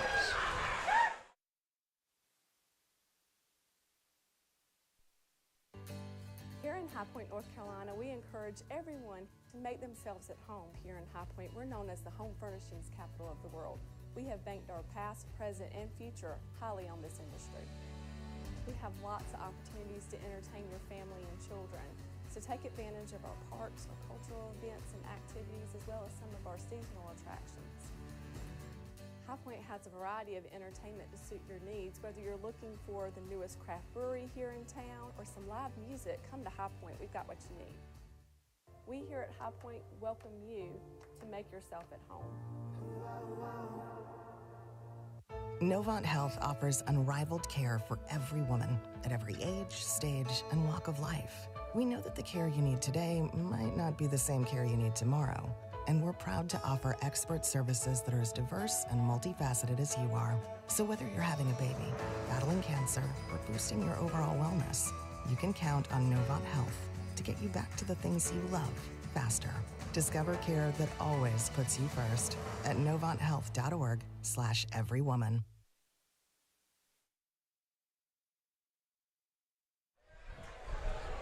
Back here for the bottom of the 8th, HiToms holding on to just a 2-run lead at the moment. They've been slammed on by the position players on the mound for Wilson. Another scoreless inning, this time by Trey Page. Last inning, on 8 of the 9 Tobs in the lineup came to the plate, and they plated 4 to get it back to a 2-run lead for HPT. Ethan Snyder got the last 3 outs in that inning, and he's back on for the 8th. First pitch to Efrain Cervantes is in there for strike 1. Well, again, the HiToms, it's win or die right now, and things not looking good in the Macon-Florence game. Just got to ride with your best arm right now, and Ethan Snyder. That one hit well out to left field. Rowan Watt back towards the track, and he's a few steps shy of the track and is there for out number 1. Another long fly ball out to left field. Retires the one-hole hitter, Efrain Cervantes. Yeah, well struck, but again, tonight, a night where that ball is not really going to travel much in the air. Line drives more the order of the night. Now it's Harrison Pontoli who comes to the plate. Bats from the left side. Boy, Edmondson is the man up in the pen for the HiToms. Might we see him for the 9th? Or even here in the 8th if the HiToms getting into any trouble. First pitch to Pontoli. Just missed the outside corner 1-0.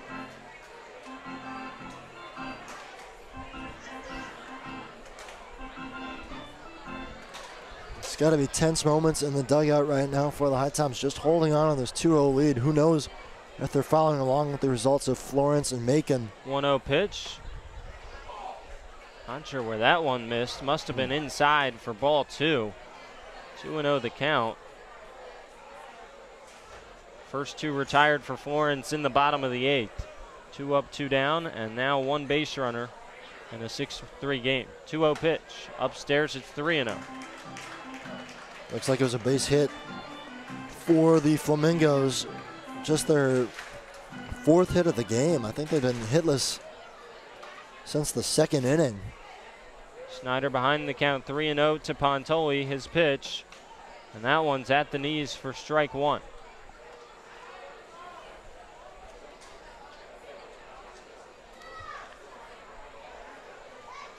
Well, Florence got out to a 3-1 lead but they've given up runs in each of the last 2 innings. Check swing on a ball in the dirt, appeal to third. Pontoli did not go around, so he walks with 1 out in the 8th. First walk from Ethan Snyder. 0-2 count with a runner on first and 2 outs for Florence. Scott Makowitz to the plate again, a chance for him to help draw his team a little closer. Tripled his last time up into the right field corner. If he does that again, he can make this a 1-run game, which would be really, really tense moments for the HiToms. Another lefty hitter. Runner at first with 1 out. First pitch to Makowitz. Big swing and a miss on an outside breaking ball. That just fell off the table. Great pitch by Ethan Snyder to go ahead in the count 0-1. Makowitz 2 for 3 on the day. Lined into a double play in the first, and he was one of the many hit by pitch victims tonight. A 1 pitch. Off the outside corner, 1-1. As Will said, he tripled in the 7th, came around to score. Has 2 RBIs on 2 base hits. Just retired once on the line drive double play back in the first. 1-1 pitch coming from Ethan Snyder. Swing and a miss, challenged him with a fastball. Runner over to second for Florence in a 1-2 count with 2 outs. The Flamingos can get 1 in, then they just need a bloop and a blast to tie it. 1-2 the count on Makowitz here for the Tobs. Snyder comes set and fires. And he misses low and inside. It's 2-2. I go back outside with the breaking ball again for Ethan Snyder. He got a nasty swing and miss from Makowitz to start off the at-bat. No reason you can't do it again. Strikeout looking to end the inning for Florence.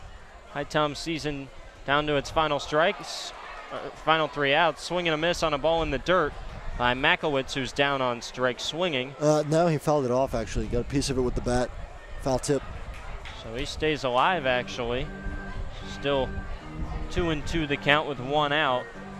Florence will need at least 3 in the bottom of the 9th to keep the HiToms' playoff hopes alive. It's 6-3 Bacon headed to the top of the 9th. 2-2 the count, 1 out, 1 on, and a 10-8 game here. Snyder gets the sign. He lifts and he fires. Swing and a miss, there's the strikeout. Second strikeout of the day for Ethan Snyder. 2 down in the top, or rather the bottom of the 8th. That time a good job by Bo Rusher to squeeze it in the mid. First one was sinking low. It would have been a tough play to squeeze anyway, but that time fastball right down the middle and no chance for Makowitz. So now it's the cleanup hitter for the Wilson Tobs, Robbie Wacker, who steps to the plate.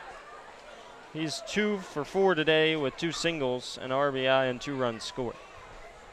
First pitch from Snyder. Runner goes from first, swing and a miss. Actually a foul tip, and so the runner will have to retreat back to first. Pontoli was off on the move from Snyder, would have had an easy stolen base. Snyder is the definition of slow to the plate with that high leg kick. Doesn't change it up at all with runners on base, so he's pretty easy to steal on. Yeah, indeed. It was a great jump by Pontoli. He would have been safe by a mile if Wacker didn't foul that one off. Pontoli hasn't stolen a bag in his first 4 games with Wilson. Looking for one here to get into scoring position possibly. Doesn't go now. Check swing, and that one missed outside with the fastball. It's 1-1. Yeah, might have had a hit and run on. Might have just been trying to catch the HiToms napping there on the run, but at least have the middle infielder shaded more towards the bag in case he does steal again. 1-1 pitch. Fouled off over our heads and out of play. It's 1-2. Snyder 1 strike away from getting out of this 8th and keeping it a 2-run lead for the HiToms. At the moment, one of the 2 results needed is in favor of the HiToms. That here with HPT leading The other, a 6-3 lead for the Bacon headed to the 9th. HiToms need that to change in a hurry. Making the visitors, so they bat first in the 9th. 1-2 pitch, runner goes, it's in the dirt, gets all the way to the backstop. Pontoli will just stay at second with his stolen base, a wild pitch as well. Well, not technically ruled a wild pitch, as it's now a 3-2 count. 2 outs in the inning. Yeah, the jump was already on before the pitch was thrown, so it's going to be a stolen base. Wacker looking to at least drive in Pontoli from second and make it a 1-run game. He represents the tying run here in the 8th. Payoff pitch coming from Ethan Snyder. In the dirt, that's ball 3. So a full count now to the second baseman, Wacker. Possible go-ahead run waits on deck in the form of Evans for the Tobs. HiToms trying to keep the lead here in the 8th and heading to the 9th. 3-2 pitch. Misses just below the knees, ball 4. Tying run aboard on a walk, second of the inning from Ethan Snyder.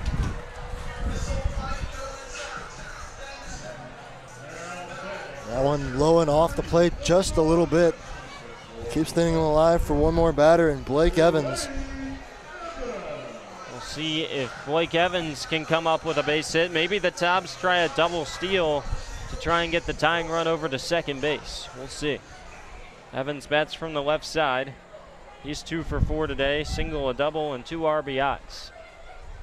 First pitch, bounces in the dirt. Good stop by Bo Rusher to keep the runners at bay. 35 pitches now from Ethan Snyder. Seems as if he's approaching the end of the line, whether it be an out here or not an out, and he'll have to be lifted from this game without finishing the 8th, as Edmondson is plenty warm in the pen. Yeah, I'd have to imagine they don't want to take him out at this juncture, just try and get that final out. But 1-0. This is low, it's 2-0. I think the pitch count and the pitch location will dictate that. You can tell he's starting to run out of steam a little bit right now as he closes in on 40 pitches. And here comes DJ Russ slowly walking out to the mound. I think this will be just a conversation with Snyder. And then if he's unable to get Evans here, then they go to the pen. This also buys Clay Edmondson a little bit more time to warm up in the bullpen for the HiToms. Mm-hmm.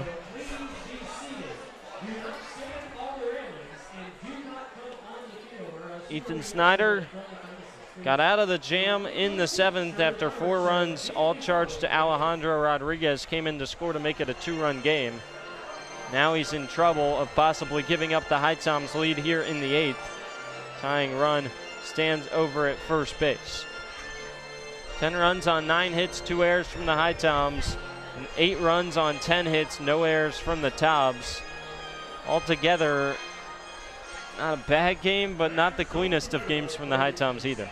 No, well, I mean, it's been a lot of walks, a lot of hit by pitchers that's allowed them to get men on base in those 10 runs. But they've kind of returned the favor, too, not to the same extent the Tobs have. But HPT certainly struggling, especially at the start of the game. They've gotten help in good relief appearances by McGonigal and Alejandro Rodriguez. But even at that, they've still given up runs. 1-out double for Macon in the top of the 9th. Possible 7th run standing at second base with 1 down. 2-0 the count. Snyder now readies and delivers. Swing and a miss. Yeah, that would represent a big 7th run for Macon as well. If they go up by 4, Florence team that has just 1 hit after the 2nd inning, that does not bode well for them or for the HiToms. Things are looking very gloomy at the moment for HPT fans. 2-1. And that one's lifted out towards center field. Long run for Brantley, but he's there to make a head-high catch. Well, a hard hit, fly out to center off the bat of Evans ends the 8th. Ethan Snyder likely finished for the night, but he does his job and keeps the HiToms lead at 2. HiToms hoping that Florence can come back and give them the possibility to play for the playoffs here in the 9th. We'll take another quick break and be back for the 9th on HiTom Radio.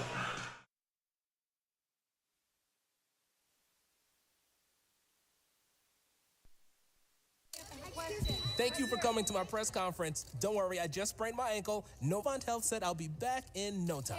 Hey, honey, your wife here. Can you still coach Little League? Yes, I can. Dad, Excuse me. what about our father-daughter dance? I wouldn't miss it. And what about cleaning the gutters? No further comment. With locations throughout the area, online scheduling, and same-day appointments, Novant Health can help you get back in the game fast. Visit novanthealth.org/rapid recovery. Novant Health, making healthcare remarkable. The future is now. The future is you. The future is here. It's computers, It's healthcare. Robotics, cybersecurity, manufacturing, DNA research, The future is everything. the future is knowledge. community, Possibilities. hope. It's about family, having a career, Reaching goals, finding your purpose. your passion. believing in yourself. Davidson County Community College. The future is here.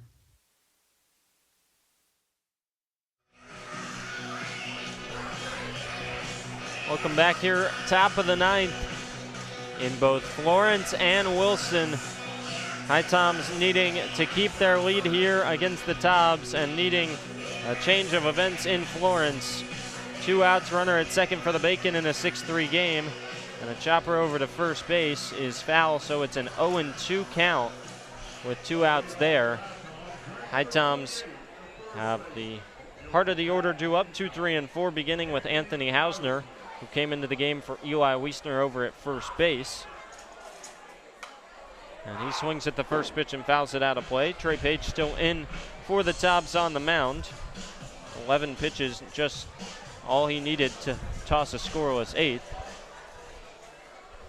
And there's a line drive that is into left field. Throw coming home is in time, and the Bacon do not score in the top of the 9th. 1-1 here for Hausner. So a big relay to keep the lead at 3 for Macon on a line drive to left, and the runner thrown out coming from second to home. Hausner checks his swing. He went around to the ball below the zone, 1-2. But it will take 3 runs in the bottom of the 9th at least from the Flamingos to keep the HiToms playoff hopes alive. 1-2 pitch from Page. Misses outside, it's 2-2. Slow pitched Anthony Hausner there as he got into the windup and then froze as he lifted his leg for a little while to try and toss Hausner off balance. Here comes a 2-2. Swing and a miss. Went with that changeup. Not sure he got down to 55. Nope, that one was at 60, but it turns into strikeout number 2 for Trey Page. Changing the arm angle too. The pitch before that where he did the slow stutter step, he went sidearm, almost submarine. That time goes back over the top a little bit and gets Hausner to chase on the off speed. And another strikeout. Trey Page hasn't looked too bad, much like Matt Shark. They've gotten the job done. First pitch to Maynard. That one goes behind Maynard. He tried to go with the changeup, and he threw it behind the back of the righty Court Maynard, who tells him to look out there. Just joking around. Telling him not to do it again or he'll charge the mound. Want to know the count. Big swing, and that one's lifted out, up foul behind home plate. Well, Greco will not have a play as it lands on the roof. 1-1 the count to Court Maynard, who's over at second base tonight for the HiToms.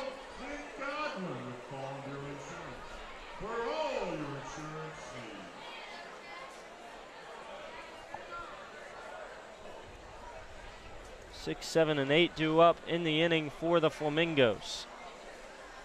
1-1 pitch is skied on the infield over down the third base line in foul territory, and that one is squeezed by Evans for out number 2 into foul territory by maybe 10 steps halfway down the line. Well, a couple pitches in a row just in on the hands of Maynard. He can't really do anything other than pop it up.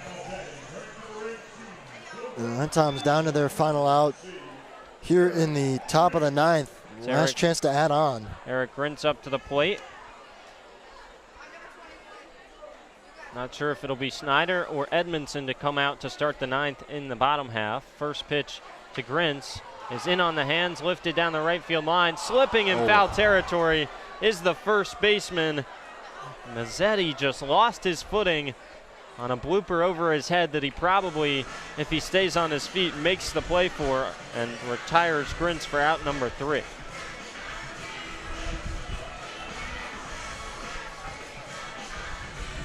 First batter for the Flamingos retired on a strikeout swinging to begin the bottom of the ninth. HiToms playoff hopes down to 2 outs. 0-1 the count to Eric Grintz. Page from the windup delivers. And that one is fouled off the glove of LaGreca. It's 0-2.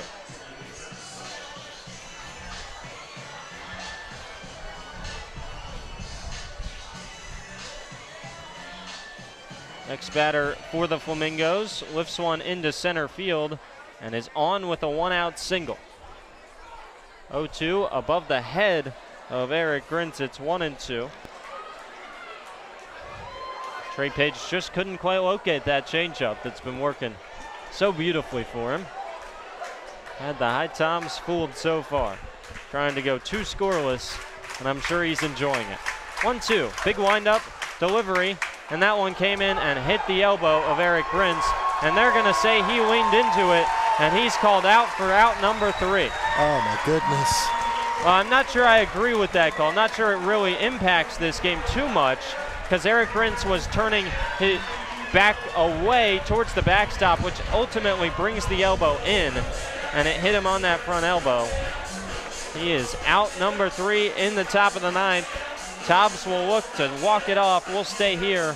It's 6-3, and now 2 outs in the ninth for Florence. HiToms playoff hopes down to its final out. We'll listen in. That'll be high into right field. The right fielder was going back, now coming on, and Crosby makes the grab for the second out.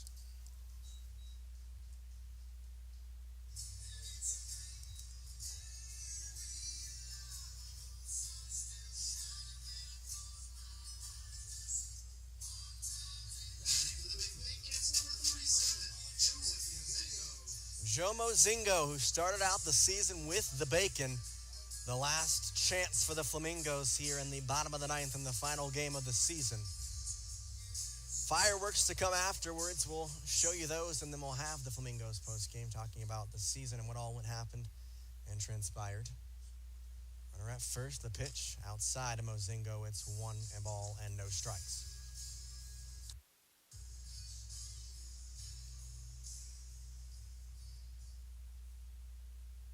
Mozingo no hits with the Flamingos this season. Does have a walk, though, 1-0. Cut and a miss, strike 1.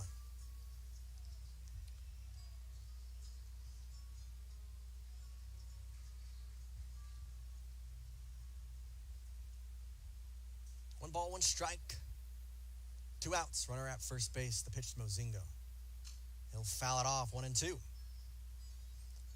I know it's 1-2, but I would really like to see Francesco Barbieri step up to the plate for one last time. He's on deck right now. Mozingo is going to have to reach safely to get that chance here with 2 outs in the inning. If not, the Bacon will be heading to the Pettit Cup playoffs. The 1-2 pitch. Check swing. Mozingo stays back on it. High fastball. It's 2-2.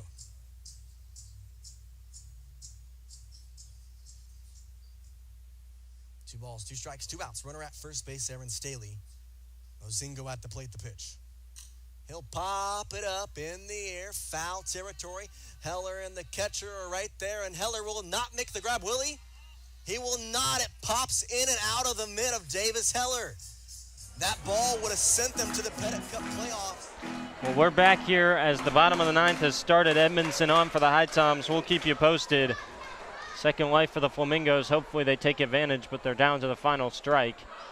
First pitch in for a strike. Second pitch misses to Mazzetti. It's 1-1 for Clay Edmondson. And what could be his final relief effort for the HiToms. 2-2 the count for Florence with 2 outs and a runner on in a 3-run game. 1-1, misses low and away. First appearance in a couple days for Clay. It's number 19 on the season, the 5.92 ERA. Doesn't tell the full story. He's been lights out for the HiToms.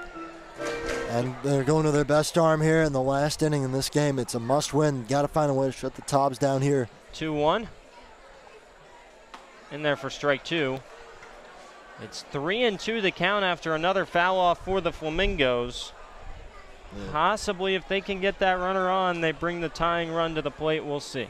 Right now, just one strike away from the playoffs are the Bacon, though. 2-2 from Edmondson. Lifts and fires. And that one's lined foul down the right field line towards the HiToms bullpen.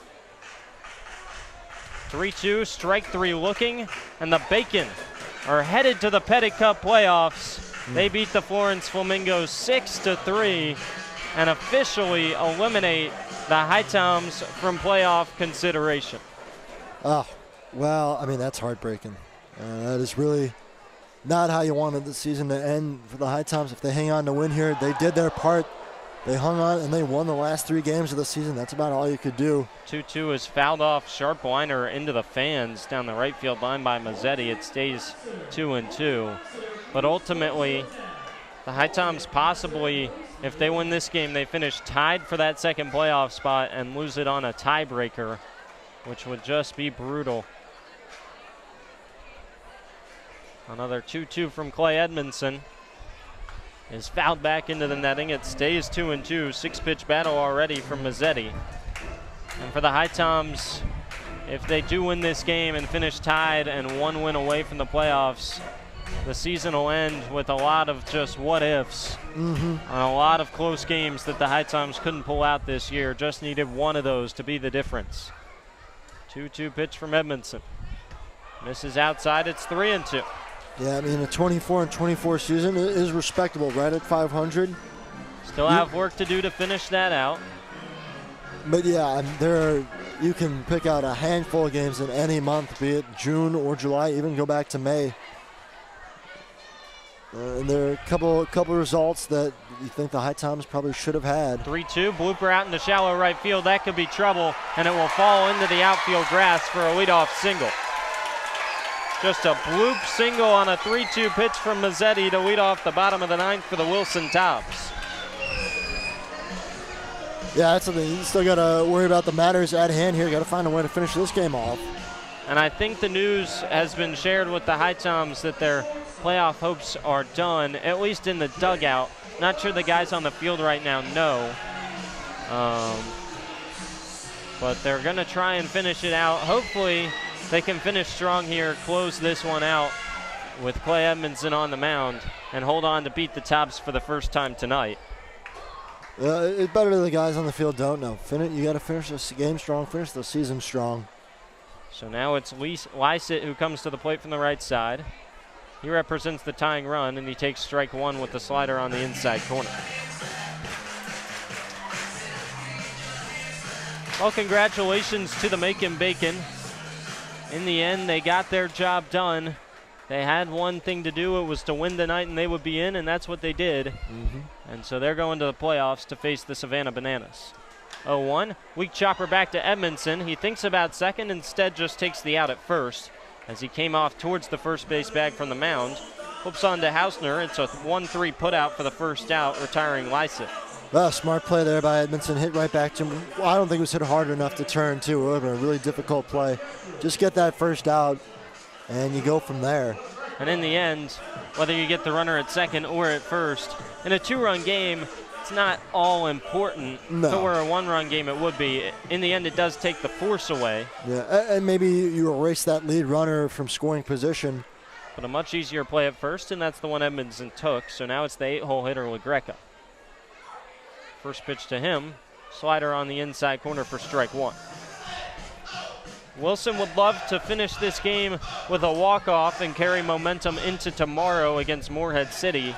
If not, it would be a 3-game losing streak, including 2 losses against the Marlins heading into the playoffs for the Tobs. Not how you want to finish the season there. Obviously tonight, knowing that they had clinched.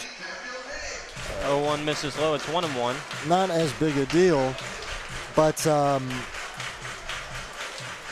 I mean, at the same time, you want to finish on. You want to be playing your best baseball going into the playoffs. Edmondson comes set, his 1-1 offering. Misses well outside, dragged a slider, it's 2-1. Moorhead's a tough team. We'll see if the Tobs can get the job done. It'll be a tough task, especially not having home field advantage, having to travel to Moorhead City. But that's where the playoffs stand. 2-1 pitch. In there with the fastball 2-2. Edmondson and LaGreca going at it.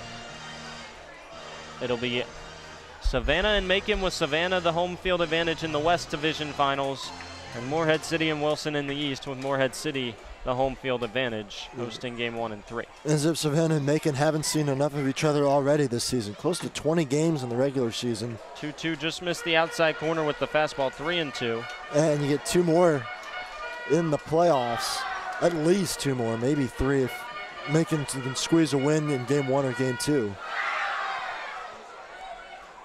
So a full count here with LaGreca and Edmondson. Edmondson looks back to second. He comes set at the belt buckle and fires. And he finds the inside corner. Nasty slider. Strike 3 looking. LaGreca is furious as he is barking as he comes off the field, and there's 2 down. First strikeout of the night for Clay Edmondson. There's 1 out away from a save here. And finishing this season at 24-24 for the HiToms. In the end, they made every game count. It looked like they might be done on Tuesday when they got blown out at Lexington County. The HiToms battled back. They made things interesting for all 48 games. Yeah. Got it all the way to the last day of the regular season, staying alive with some heroic efforts. Playoffs out of the possibilities now for the HiToms. They come up possibly just a half game short. If they win this game, they finish tied with Macon, and Macon goes to the playoffs on the tiebreaker. The tiebreakers being overall record where they're tied, then head-to-head these 2 teams didn't play, and then it's second half record. First pitch outside to the 9-hole hitter Hertzfeld for ball 1. And Macon will finish with at least 1 game better of a second half record than the HiToms if the HiToms win this game. Yeah, just coming up just short for the HiToms. You can pick any number of games where they had the lead or they were in games. 1-0 is slice foul down the right field line, 1-1. So just a heartbreaking finish to the season. It's a team, I mean, there's plenty of talent all year long. Just never came together, never really sustained winning at the right time. It was always win 3, lose 2, back and forth, never really rattled off a stretch of 6 or 7 wins in a row. 1-1 pitch. Nasty slider swung on and missed by Hertzfeld. And the HiToms are 1 strike away. Felt like they were always just missing 1 piece at one given time. Never pieced it together for the whole 48-game season. At one point they lacked offense, then they lacked arms. Just never had the full package this season. 1-2. Fouled back on the hands. Tobs fans pumping it up here at Fleming Stadium, awaiting their fireworks following the game. HiToms hoping to end the season on a high note with a win on the road and finish winners of their last 3. Clay Edmondson looking to be the man to do that. 1 strike away. Runner at second in a 2-run game, the 1-2. Freezes him on the outside corner. Edmondson finishes it with back-to-back backwards Ks. He gets the save. HiToms win it 10-8 over the Tobs. They get their first win over Wilson all season long. 10 runs on 9 hits, 2 errors for HPT. 8 runs on 11 hits, no errors for Wilson. In the end, the HiToms finished tied with the Bacon at 24-24, and they missed the playoffs via a tiebreaker. Oh, just hear it officially just puts a damper on things. I mean, what a way for the HiToms to finish. They did what they needed to do. They won their last 3 games, but it just wasn't enough in the end. And, you know, all these guys on the field, they played their hearts out all season and tonight. You know, some stars in the making out there for the HiToms, but not the finish they were looking for. They were hoping to play at least one more day. Yeah, Brady Latcham gets the loss tonight. The win goes to Alejandro Rodriguez, his first win in his first appearance for the HiToms. And the save goes to Clay Edmondson. HiToms again win at 10-8 over the Tobs. They finished 1-5 against Wilson on the year. 10 runs, 9 hits, 2 errors for HPT. 8 runs, 11 hits, no errors for Wilson. High Point Thomasville ties with Macon in the overall, which is what the playoffs came down to after Savannah won the first and second halves. And in the end, since they didn't play head-to-head against each other, it comes down to second half overall record, which the HiToms finished one game back of Macon. 12-12 for the HiToms, 13-11 for the Bacon. In my opinion, it is a shame that you don't play every team in your division to at least give you a shot at the head-to-head. And there's nothing taken away from the Macon Bacon, who did what they had to do. They get into the playoffs. Yep. But it feels like in the CPL that you should probably play every team in your division at least one time to give you a chance. But you can't blame it if you're the HiToms. You had plenty of chances this year. Yeah. Had plenty of games that came down to the wire. You think of the 2 walk-offs that you lost on at Forest City come to mind, and a couple other nail-biters that they couldn't quite squeak out. Could have been a number of those that changed the direction of this season. But in the end, the HiToms come out one game short as the fireworks show starts here in Wilson. We enjoy bringing you this whole season of HiToms baseball. It's been quite the pleasure, and it's been quite the fun season. We got to watch, as Will said, a number of stars in the making for this HiToms team. You think of guys like Matt Little, who dominated on the mound all year. We got to see a no-hitter from Matt Little this season. Yep. Simply phenomenal stuff. We got to see Eric Rintz come in halfway through the year and hit above 400. Eli Wiesner in the running for CPL Offensive Player of the Year for the season he had. Can't wait to see what guys like Eli Wiesner, who's transferring to Charlotte, do. Eric Rintz, see what he might be able to do in his senior season at UNC. Plenty to look forward to in the future, to watch where these kids who came to High Point Thomasville for the summer end up in their college careers and possibly in the professional ranks. Oh, yeah. Well, you think a guy like Justin Johnson, Alex Escobar, Mitch Smith, all these guys who they were part of the HiToms journey. They're HiToms for life now, as we say in HPT. But, I mean, it was a great season. Partner, I've enjoyed doing it with you. It's been a fun ride from game 1 all the way to game 48 and every other American Legion and Locos and Monarchs game in between. It's been a lot of fun. It would have been really cool to go see a couple playoff games down in Savannah and see the HiToms compete for their 4th Pettit Cup. That just wasn't in the cards this year. So, all you can say is you hope for the best next year. You hope that it's another crew that's assembled like this one in terms of the talent that's there on paper and the character of the guys in the clubhouse and in the locker room. And you hope maybe they make another run next year. Well, we thoroughly enjoyed getting to not only broadcast these games to you, but to meet all the guys in the locker room. So many really good guys, so many guys that it was so fun to root for, not only this summer long, but in the future going forward with their college teams, to root them on, to watch them from the sidelines and see how they can do when spring rolls around and college baseball gets going again in 2023. Well, it's been an absolute pleasure, a really thrilling season. And Will, as you said, pleasure working with you. We didn't really know what we were getting ourselves into when we took the job here with the HiToms this summer, but really getting to watch all 48 games this year and to get to learn the game of baseball even more, to grow on air and to grow as people and meet all the phenomenal people around the organization has been a true pleasure. And we've enjoyed getting to bring these games to you at home, whether you're a family of players or just HiToms fans in general. We've enjoyed your viewership, and we thank you for your continued viewership all season long. And we are unfortunately saddened that it has to come to an end here on the last day of the regular season in Wilson. But the HiToms did all they could in the last 3 games. In the end, Macon just finishes with that tiebreaker and got the job done tonight. Well, Will, any last things of note to share before we sign off? No, well, again, finish on the high note, win 3 in a row. Tough way to finish, but best of luck to all these guys all these HiToms players next season, wherever they're going, their college career is over, or perhaps they are going to a new school, or they're returning to their old schools for one or two more go-arounds because of COVID and whatnot. Wish them the best. Again, a lot of talent, a lot of young guys on this team. It's a very young HPT team, so a lot of guys that they've got really tremendous college careers ahead of them. Best of luck to you too, partner. I know you got the rest of your college career ahead of you here at the Q's in Syracuse.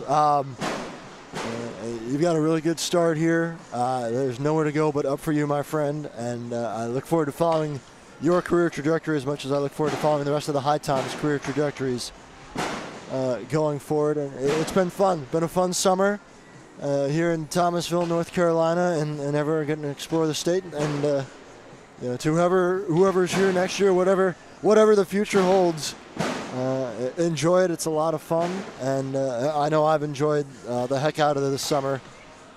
Can't wait to see what's in store next. Right back at you. Can't wait to see what you have going on in the future, Will. It's been an absolute pleasure to work with you and everybody that's been a part of the HiToms organization this summer, and especially just to get to broadcast these games and watch the young men on the field play baseball. They're really good at it, and we can't wait to see where they go from here.